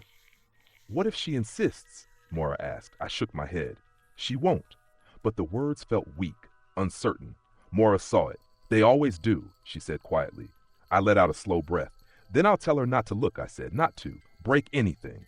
Moira's expression didn't change. That's not enough. It has to be. No, she said softly, it doesn't. The weight of that settled in my chest. Heavy, unavoidable. Because deep down, I knew she was right. You can warn people, you can explain the rules, you can beg them to listen. But in the end, they have to believe it, and no one ever does. Not properly, not until it's too late. I rubbed my face, suddenly exhausted. I just wanted a normal life, I muttered. Moira gave a small, almost bitter laugh. So did all of us. That didn't help. Nothing did. I looked around the cottage, the covered windows, the locked door, the quiet that never felt entirely empty, and something settled in my chest. A realization. Not sudden, not dramatic, just clear. Leaving Blackmere hadn't freed me. It had just delayed this. And now that I was back, whatever was happening here, whatever was changing, it wasn't just part of the village anymore. It was part of me. And if Nadia ever came here, if she ever stood in this house, in this room, under this sky, then she wouldn't just be visiting. She'd be stepping into something that had already started reaching for her. Because that's the truth no one tells you. You don't just leave a place like Blackmere Fen behind. You carry it with you. And sooner or later, it follows. I should have told her everything. That's the part that stays with me the most. Not the screaming, not the blood, not even the moment it happened. It's the fact that I almost told her properly and then stopped because I didn't want to sound mad, because I wanted her to think I was normal. I rang Nadia that evening, stepped outside, past the gate, just far enough that Moira couldn't hear me pacing up and down the lane like an idiot trying to find the right words. It was colder now, the kind of cold that settles in your fingers first, then works its way up your arms. The fog had thickened too, sitting low across the fields like something resting. She picked up on the second ring. Hey, she said, bright as ever. You made it? Yeah. How is it? I hesitated. Because how do you answer that? How do you explain a place like Blackmere without sounding like you've lost your mind? It's the same, I said finally. That bad? Worse. There was a pause. Not awkward. Thoughtful. Nadia didn't rush responses. That was one of the things I liked about her. She listened properly. What happened? She asked. I leaned against the gate, staring out into the fog. Some people came into the village today, I said. Researchers, bird watchers, I think. Okay, they didn't listen. Another pause. Longer this time. And they're not all right. That sounds vague. It's meant to. She let out a quiet breath. Elliot, yeah. You're doing that thing again. What thing? Where you tell me just enough to worry me, but not enough to understand what's going on. I closed my eyes. Yeah, that, I don't know how to explain it, I admitted. Try. I hesitated. Then, there are rules here, I said. I remember you mentioning that. It's not like local traditions or anything. It's not superstition. What is it then? I swallowed. It's survival. Silence, not disbelief, not laughter, just quiet.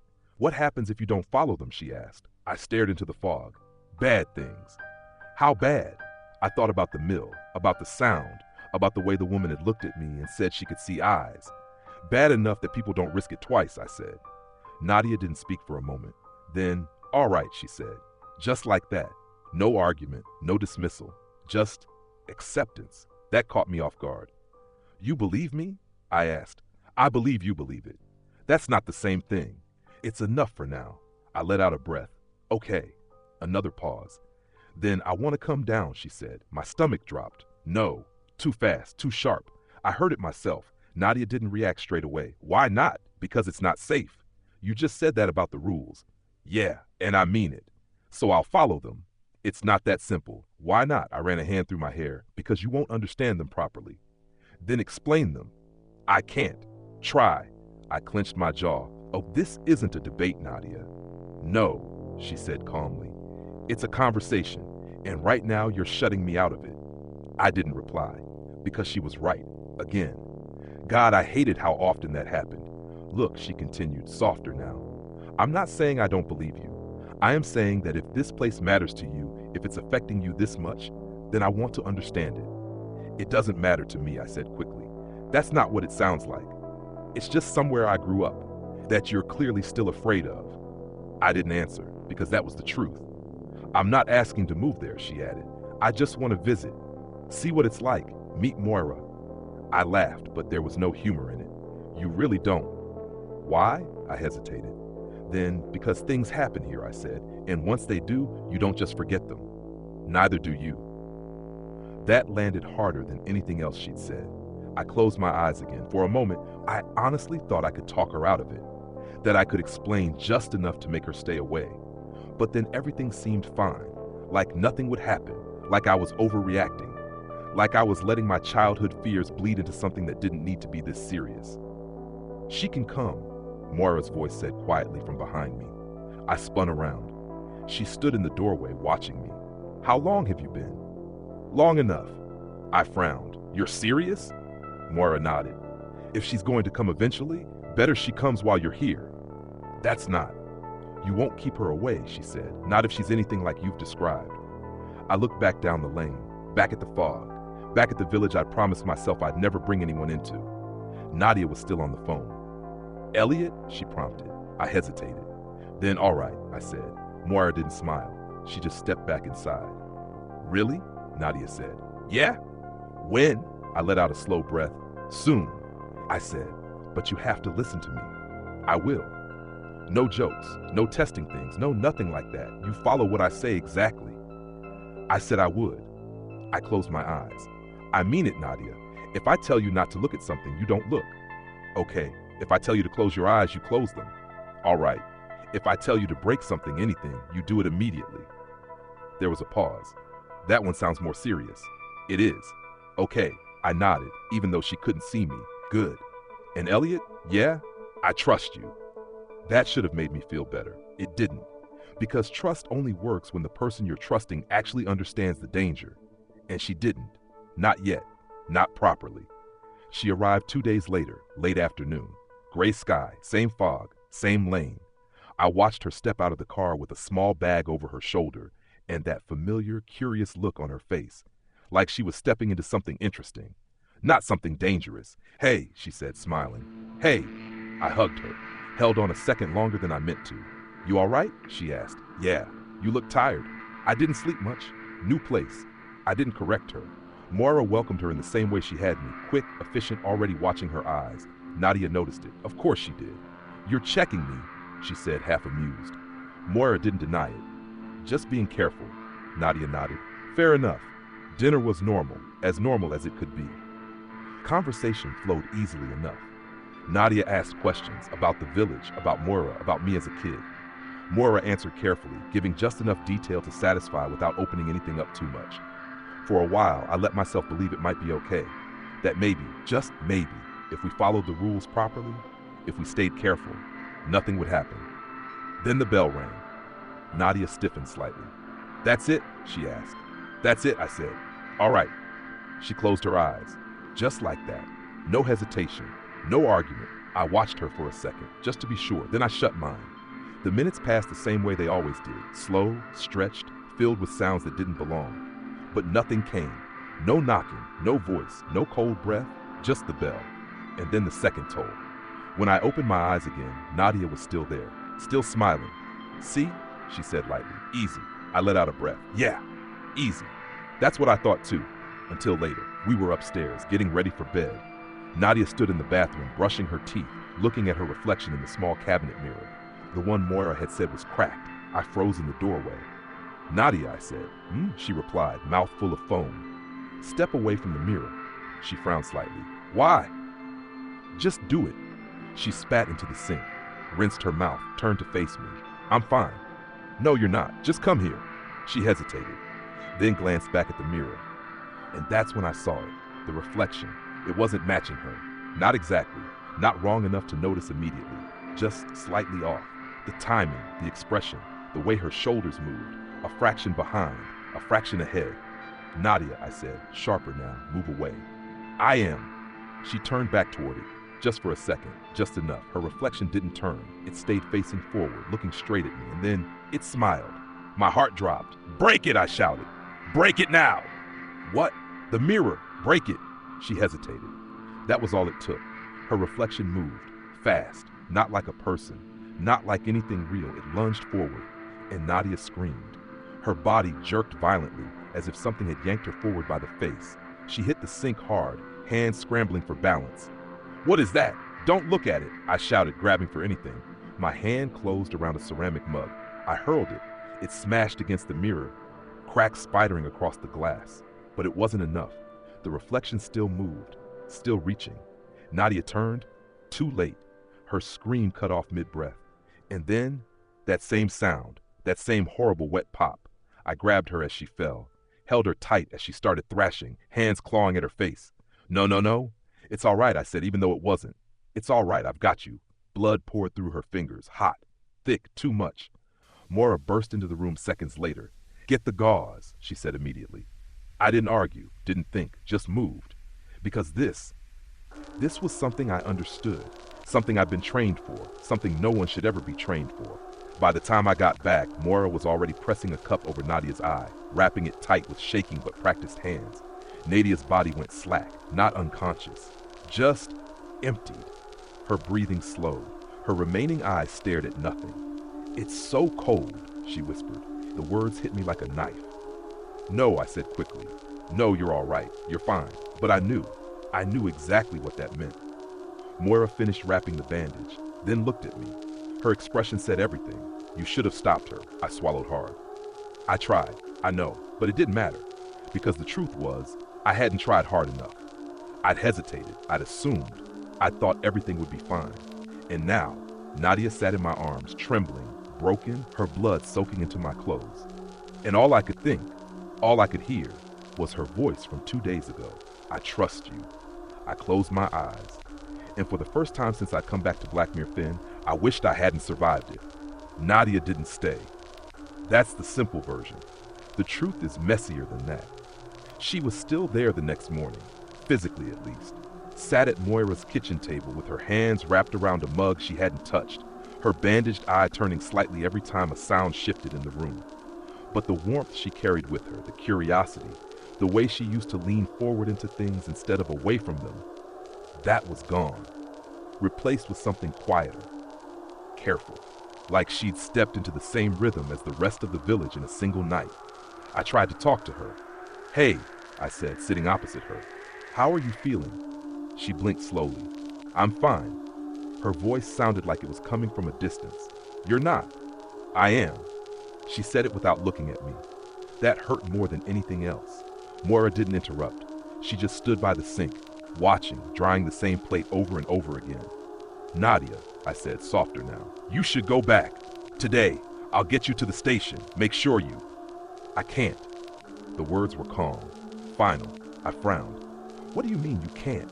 She turned her head slightly, not toward me, toward the window, even though the curtain was closed. "I don't think it'll let me." A cold weight settled in my chest. "What won't?" She didn't answer, didn't need to, because I already knew. Moira set the plate down. "Give her time," she said quietly. "Shock takes a while to settle." I shook my head. "This isn't shock." "No," Moira agreed, "it isn't." That silence again, heavy, meaningful. I stood up abruptly. "I need to get out of here." Moira didn't argue. "You've got work." I stopped. "Work? At the depot," she said. "Agnes asked for you." Of course she did, because in Blackmere nothing ever stops, not properly, not even after something like this. I started. "You are," Moira said firmly. "Routine matters." Routine, another word I hated, but I went. Because sitting in that kitchen, watching Nadia stare at nothing, feeling the weight of what had happened pressing in from all sides, that was worse. The depot sat on the edge of the village, just where the road widened enough for deliveries. Same as always. Same long, low building. Same smell of feed and oil and damp wood. Agnes was already there when I arrived. She didn't greet me, just nodded once and handed me a clipboard. "You're late." I had things to deal with. So did everyone else. I didn't reply, because there was nothing to say. She gestured toward the yard. "Got a delivery this morning." "From where?" She shrugged. "Does it matter?" It should have, but here, it didn't. Who's with me, I asked. Callum, of course. Callum Price stood near the loading bay, hands shoved into his pockets, shifting his weight from foot to foot like he always did. Late teens, maybe 20. One of those lads who dropped out of school early and drifted into whatever work the village offered. He looked up as I approached. You heard about the lot at the mill? He asked immediately. Yeah, he grimaced. Bad that. Yeah. Silence settled between us for a second.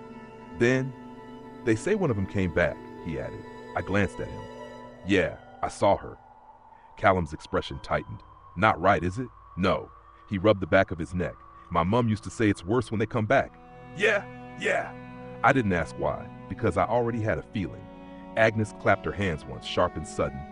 Enough chatting, she said. You've got a job. I stepped forward. What is it?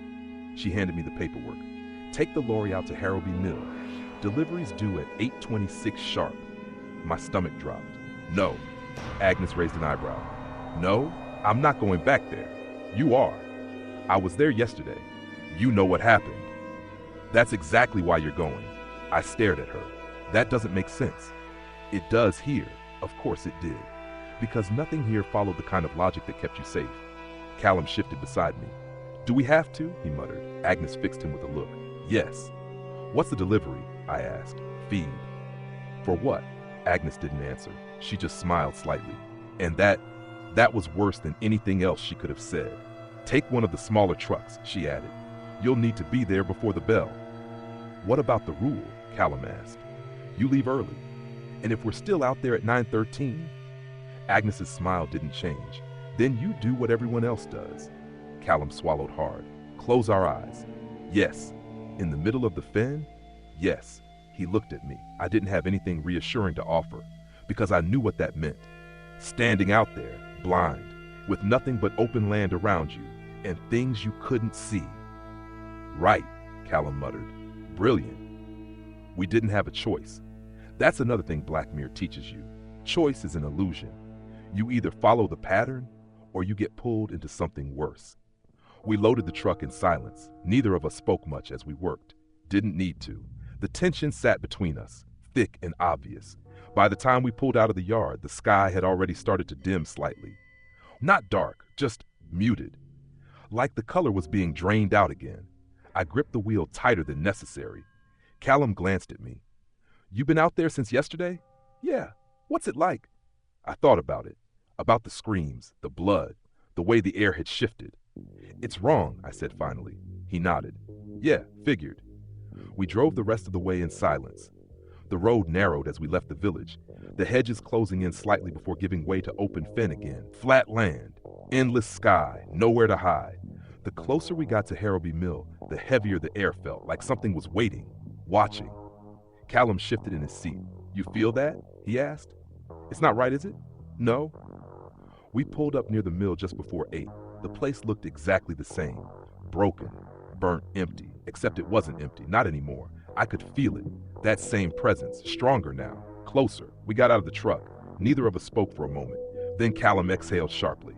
All right, he said. Let's just do it quick and get out, yeah? Yeah. We moved to the back of the truck, unloading the crates in silence. Every sound felt too loud, every movement too slow. I kept glancing at the sky without meaning to, then forcing my eyes back down. Don't look up. Don't think about what's above you. Just focus on the ground, the work, the routine. Callum dropped a crate beside me. Time, he asked. I checked my watch. 8:07. He nodded. Right. We both knew what that meant. Soon. Too soon. We finished unloading the last crate and stepped back. The mill loomed behind us. Dark, silent, watching. Callum wiped his hands on his jeans. This isn't right, he said again. No, we shouldn't be here. I know. He looked around back at me. My mom, he stopped. What about her? I asked. He swallowed. She said she felt something like this before. When? The day she didn't come back. A cold weight settled in my chest. What did she say?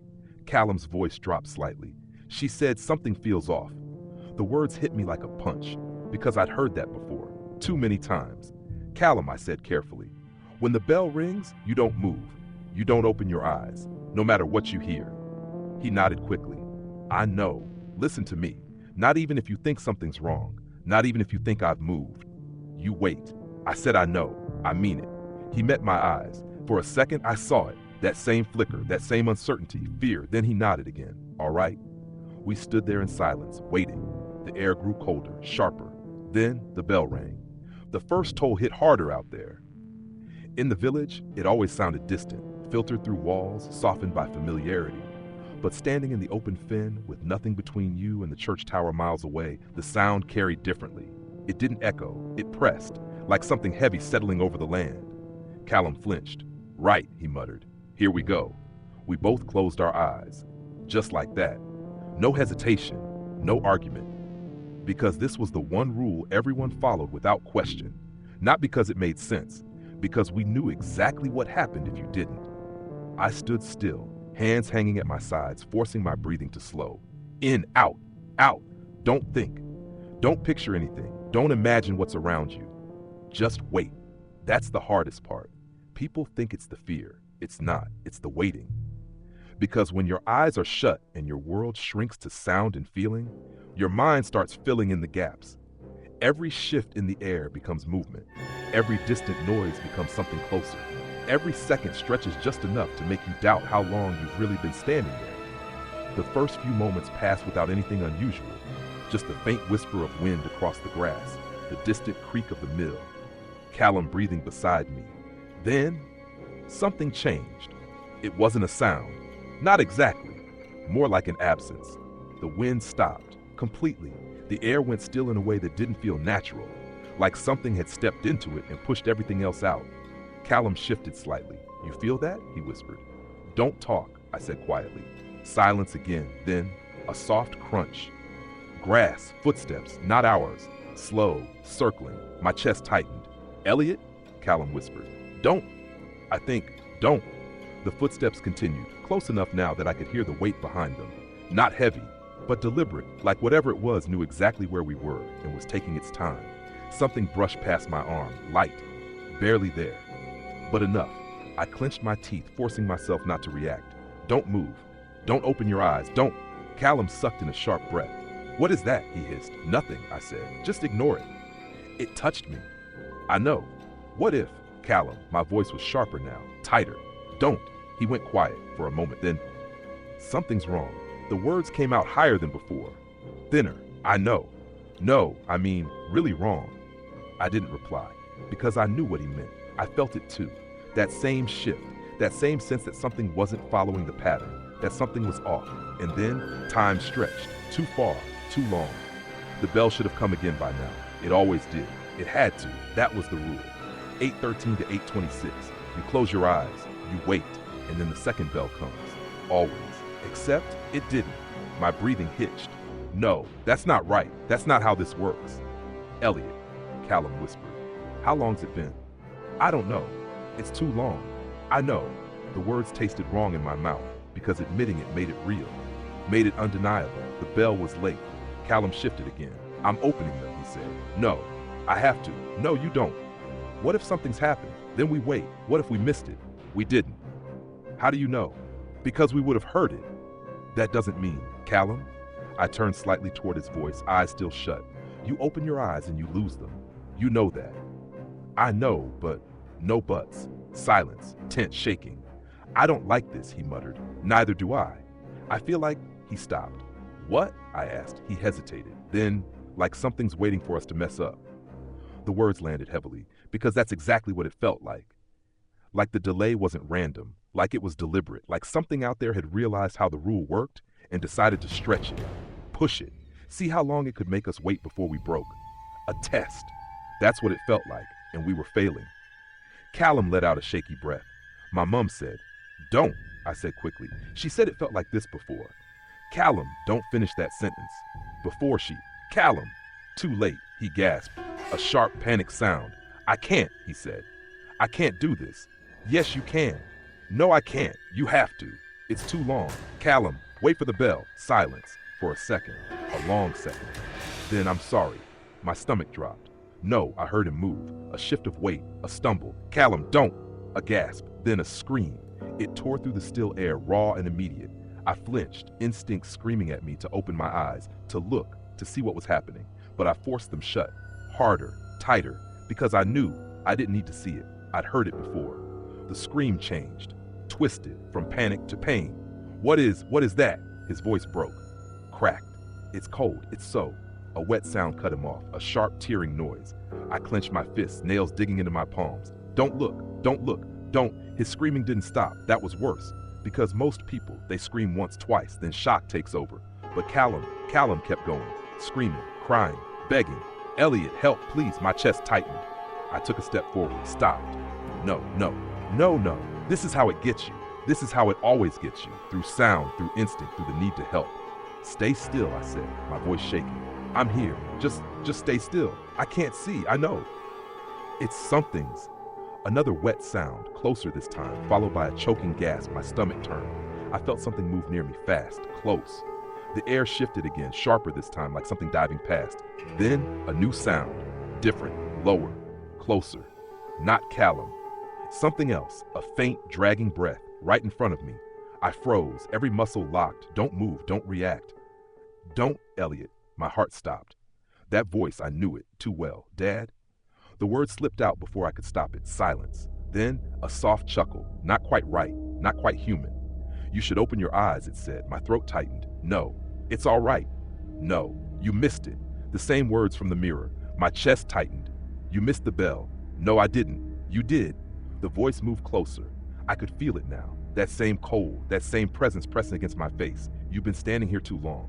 No, it's over. No, it's not. You can look now. No. A pause, then a shift. Subtle, but enough, like something losing patience. Behind me, Callum's screaming stopped. Abruptly, too abruptly. Silence fell, heavy, final. And then, the bell rang. Sharp, clear. 8:26, right on time. My eyes snapped open, and I knew. I just survived something I didn't understand. But Callum hadn't. The first thing I saw was the ground. Dark, wet, wrong. It took my brain a second to catch up, to realize I was looking at blood. Too much of it spread unevenly across the grass in thick, irregular patches. Then I looked up, and I wished I hadn't. Callum was on his knees. Not collapsed, not crumpled, kneeling, perfectly upright. That was the part that made my stomach twist, because it meant he hadn't fallen. He'd been placed there. His head tilted slightly to one side, like he was listening to something only he could hear. Both of his hands hung loosely at his sides, and his face, I forced myself to look, because I needed to know, because not knowing was worse. The left side was clean, too clean, like the eye had been removed with precision, the socket smooth, dark, almost neat. The right was different, torn, jagged, as if something had taken its time. I staggered back a step, my breath catching in my throat. Callum, I said, my voice barely more than air. No response. He didn't move, didn't react, just knelt there, still, silent. Behind him the mill loomed, and for the first time, I noticed the door, the cellar entrance. It was open. I was sure it hadn't been before. A dark rectangle cut into the base of the building, half hidden by broken wood and old stone. And from inside, I could hear something. Not loud, not clear, but there. A low, constant murmur, like a crowd speaking under their breath. My pulse started to race. No, I whispered. No, that's not. A sound behind me made me spin around. An engine. Low, heavy, too close. I hadn't heard it approach. I should have. There was nothing out here. No cover, no other roads. And yet, there it was. A lorry, parked just a few yards behind the truck we'd brought. Plain. Unmarked. Its engine idling softly as if it had been there for a while. The driver's door opened. A man stepped out. Tall, thin, wearing a heavy coat, despite the damp but not freezing air. He looked at me and smiled. That same wrong smile. The one I'd seen on Peter Hargreaves, the one that didn't quite fit the face. Morning, he said. His voice was steady, flat, familiar in the worst possible way. I took a step back. How long have you been there? He tilted his head slightly. Long enough. That answer again, always the same. The passenger door opened. Another man climbed out, shorter, broader, his face partially hidden by the collar of his coat, but his eyes, even from a distance I could see them. Too still, too reflective, like glass. You're late, the second man said. I blinked. What? Delivery, he repeated. You're late. My stomach dropped. No, He didn't wait for me to finish. Just turned and walked to the back of the lorry. The first man followed, like this was routine, like this happened every day. I stood there, frozen, trying to make sense of what I was seeing, trying to fit it into the rules. It didn't fit. None of it did. The second man unlocked the back. The doors swung open with a dull creak, and the smell hit me. Rot, blood, something chemical underneath it all. I gagged, stepping back instinctively. What the hell is? Delivery, the first man said again. He stepped aside, like he was inviting me to look. I didn't want to. Every part of me screamed not to. But I did, because I had to know, because that's always how it works. I stepped closer, slowly, carefully looked inside. For a second, my brain refused to process it. Shapes, movement, people, standing, packed tightly together, not bound, not restrained, just there, facing forward, silent, dozens of them. Men, women, different ages, different clothes, all standing shoulder to shoulder in the back of the lorry, and every single one of them was missing their eyes, some clean, some not, some still bleeding, some long since dried, but all of them empty. I staggered back. What is this? I whispered. Delivery, the second man said again, like it was obvious, like I was the one being difficult. They shouldn't be here, I said. They are. They shouldn't be alive. They are. The repetition made my skin crawl. What happens to them? I asked. Neither man answered. Instead, the first one stepped forward. Unload, he said. I stared at him. What? Unload, he repeated.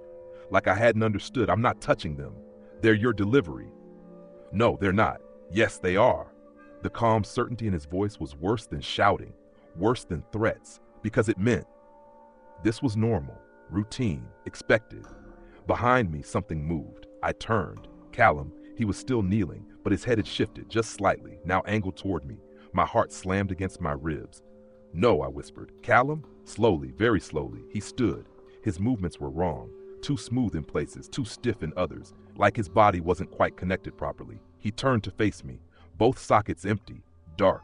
And then he spoke, Elliot. My blood ran cold. That wasn't his voice. Not fully. It was layered, like there were others underneath it, pressing through. You're supposed to help, he said. I shook my head. No. You always help.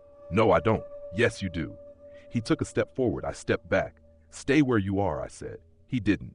Another step, then another. Behind him, the lorry shifted. Movement.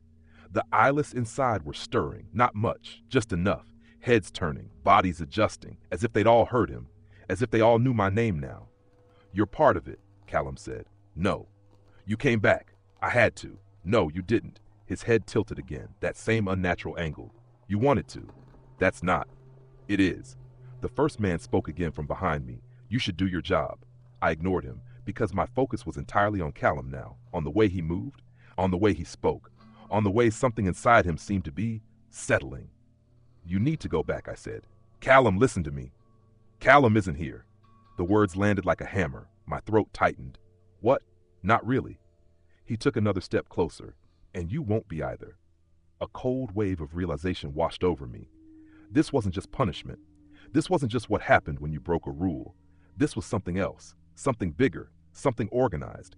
The lorry, the drivers, the seller, the eyeless, it all connected somehow. I took another step back. My heel hit something. The truck. No more space. Callum kept coming. You need to help us, he said. No, you do. No, you always do. My hand brushed against something in the truck bed. Cold. Metal. I didn't think, didn't hesitate. I grabbed it. A length of pipe, heavy enough, solid. I raised it. Don't come any closer, I said. Callum didn't stop, didn't slow, didn't react at all. You won't hurt me? I will. You won't. He was right. And we both knew it. Because even now, even after everything, part of me still saw him as Callum. Still hesitated. Still, that was the moment. The one where everything shifted. Where the fear turned into something sharper, clearer. Because I finally understood. This wasn't about surviving the rules anymore. This was about what happened after. And standing there, with the lorry full of eyeless bodies behind me and something wearing Callum's face in front of me, I realized something that made my chest tighten. The village wasn't just trying to survive this. It was part of it. And I had just stepped right back into the middle. I didn't swing the pipe. That's what you expect, isn't it? That I'd panic, lash out, try to smash whatever was left of Callum's skull in some desperate attempt to stop whatever had taken him. But I didn't. Because by that point, something inside me had shifted. Not broken, not completely, but bent. Like I was starting to see things the way the village did. Not as right or wrong, just inevitable. Callum stopped a few feet in front of me, close enough that I could smell it. That same cold metallic scent, Not quite blood, not quite decay, something in between. You understand now, he said. I tightened my grip on the pipe. No. Yes. Their voice carried that same layered tone, like it wasn't coming from just one place. You saw the cellar, I didn't answer. You saw the delivery, I swallowed. And you're still here. That wasn't a question. That was the part that mattered. I hadn't run. I hadn't bolted back to the village. I'd stayed. Even now, even knowing what was happening, even feeling it closing in. You should have left, I muttered. You did, it replied. That made me flinch, because that was true too. I had left, years ago, and it hadn't mattered. You came back, it continued. That's what matters. Behind it, the lorry shifted again. More movement now, more awareness. The eyeless inside were turning toward us in slow, unnatural synchrony, not reacting to sound, not reacting to movement, just aligning, like they were all part of the same thing, the same mind, the same hunger. My stomach twisted. What do you want? I asked. Callum's head tilted. You know? I don't. Yes, you do. Another step forward, slow, measured. You've always known. Something inside my chest tightened, because there was a part of me, a small, buried part, that did. Not in words, not in logic, but in that instinct you get when something feels familiar in the worst possible way. This place isn't a trap, it said. It is. No, it kills people, it changes them. That's not better. It depends. I shook my head. No, it doesn't. You think in lines, it said. Before, after, alive, dead. That's how it works. Not here. The words settled heavily because everything I'd seen, everything I'd experienced pointed to exactly that. This place didn't follow the same rules, not the ones that made sense. You saw them in the cellar, it continued. They're not gone. They're not alive either. They're something else. That's not comforting. It's not meant to be. Another step, closer now. Too close. You felt it said, when you were down there. My breath hitched because I had. That pressure, that presence, that sense of something trying to get inside my head. You're already part of it, Callum said. No. Yes, I'm not like them. Not yet. The words landed like a blow. Not yet. That's what this was. Not an event, not a punishment, a process. Something that started the moment you broke a rule, or maybe even before that. Something that spread, slowly, quietly, until one day you weren't you anymore. You think you're outside it, Callum said. I am. You're standing in the middle of it. I glanced toward the cellar, the open door, the darkness inside, the faint murmur rising from below. No, I said. That's the middle. That's where it finishes. A chill ran down my spine. What does that mean? You'll see. I tightened my grip on the pipe again. I'm not going down there. You don't have to walk. That made my stomach drop. What? Callum smiled. That same wrong smile. You'll be taken.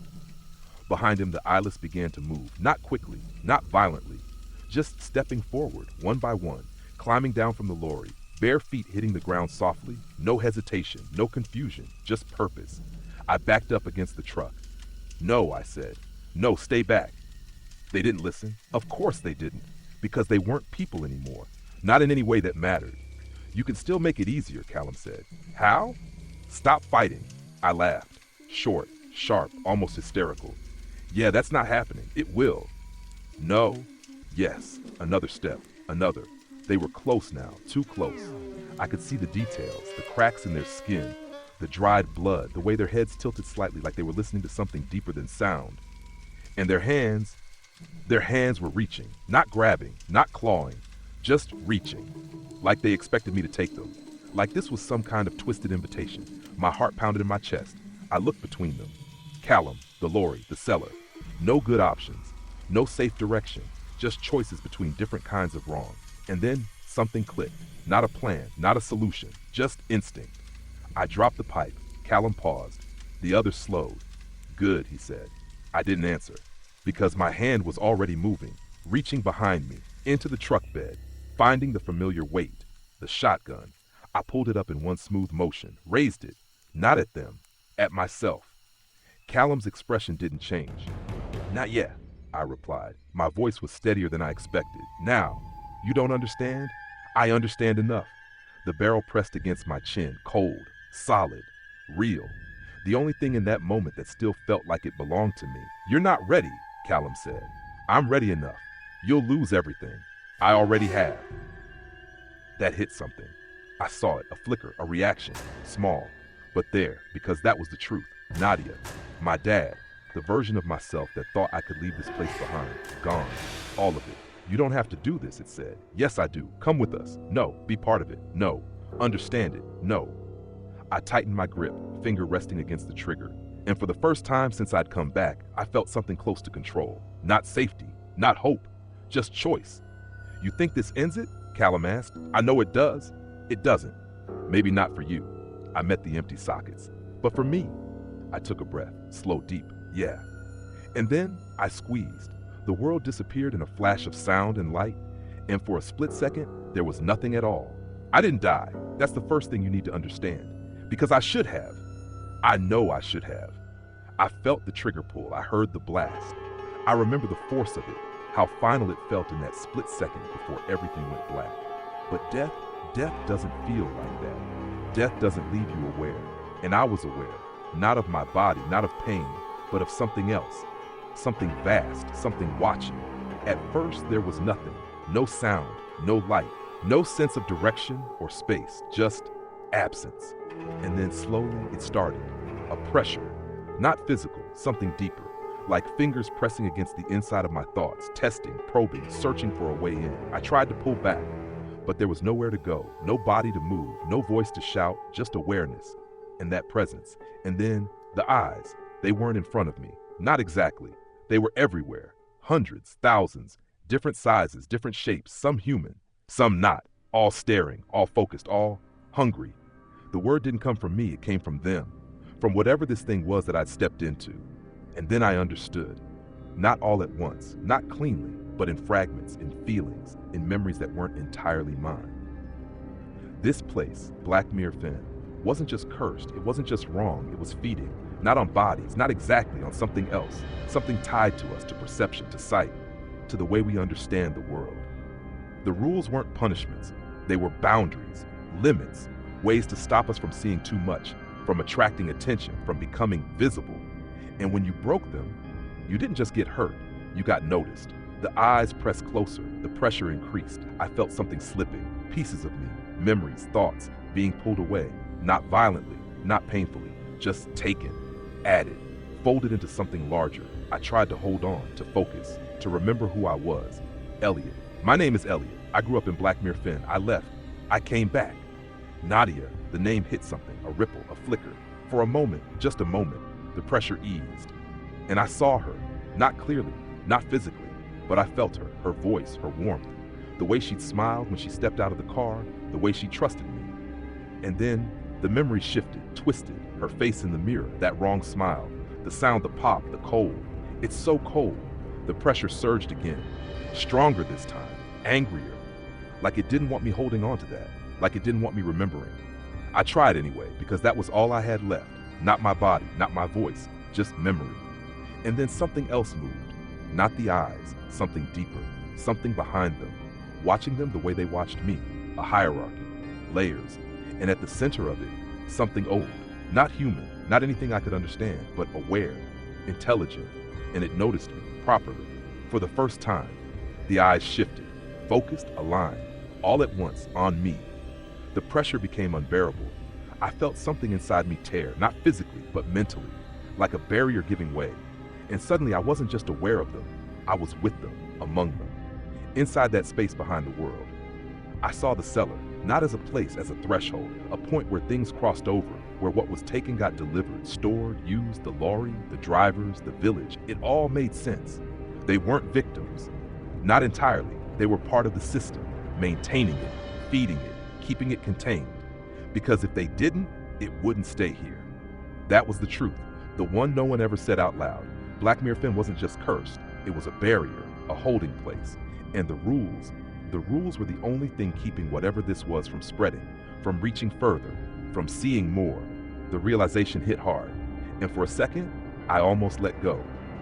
Almost accepted it, because if that was true, then everything made sense. The suffering, the rituals, the silence. It wasn't pointless. It wasn't random. It was necessary. That's what it wanted me to believe. I felt it, that subtle shift, that persuasion, that push toward acceptance. Join us, understand, be part of it. And for a moment, I almost did. because it would have been easier to stop fighting, to stop remembering, to just dissolve into it, become another pair of eyes, another voice in that endless murmur. But then something cut through it, sharp, clear, human. Elliot, her voice. Nadia, not the broken version, not the one from the bathroom, the real one. The way she sounded when she laughed, when she said my name like it mattered. And suddenly everything snapped back. The pressure faltered, the eyes shifted, confused. For the first time, something in that vast watching presence hesitated.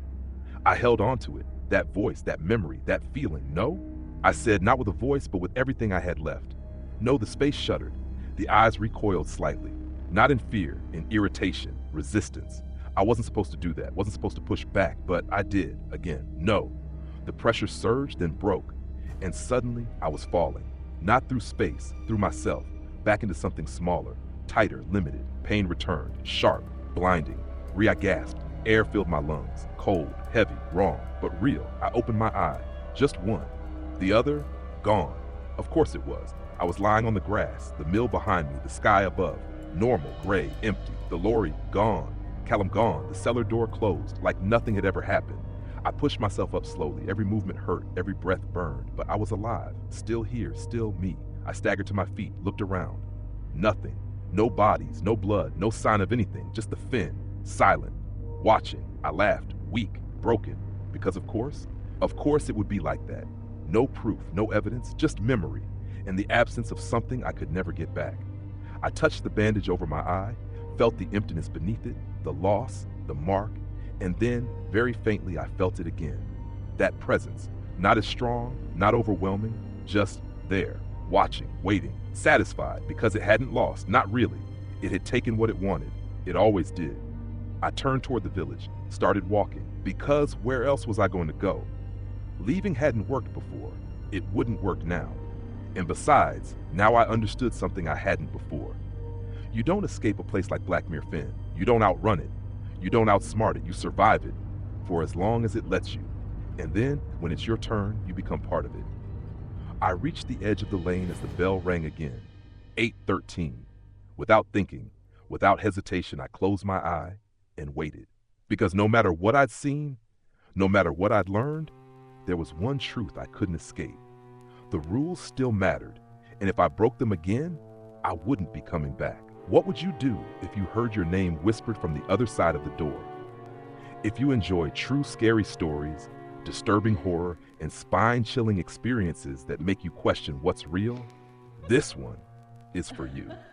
Subscribe to the channel so you never miss truly terrifying horror stories and unsolved mysteries. What do you think about this story? Share your thoughts in the comments below. Hit like if you found this video compelling and want more creepy, boring, unsettling horror content. Lock your doors, check your mirrors, and whatever you do, don't break the rules.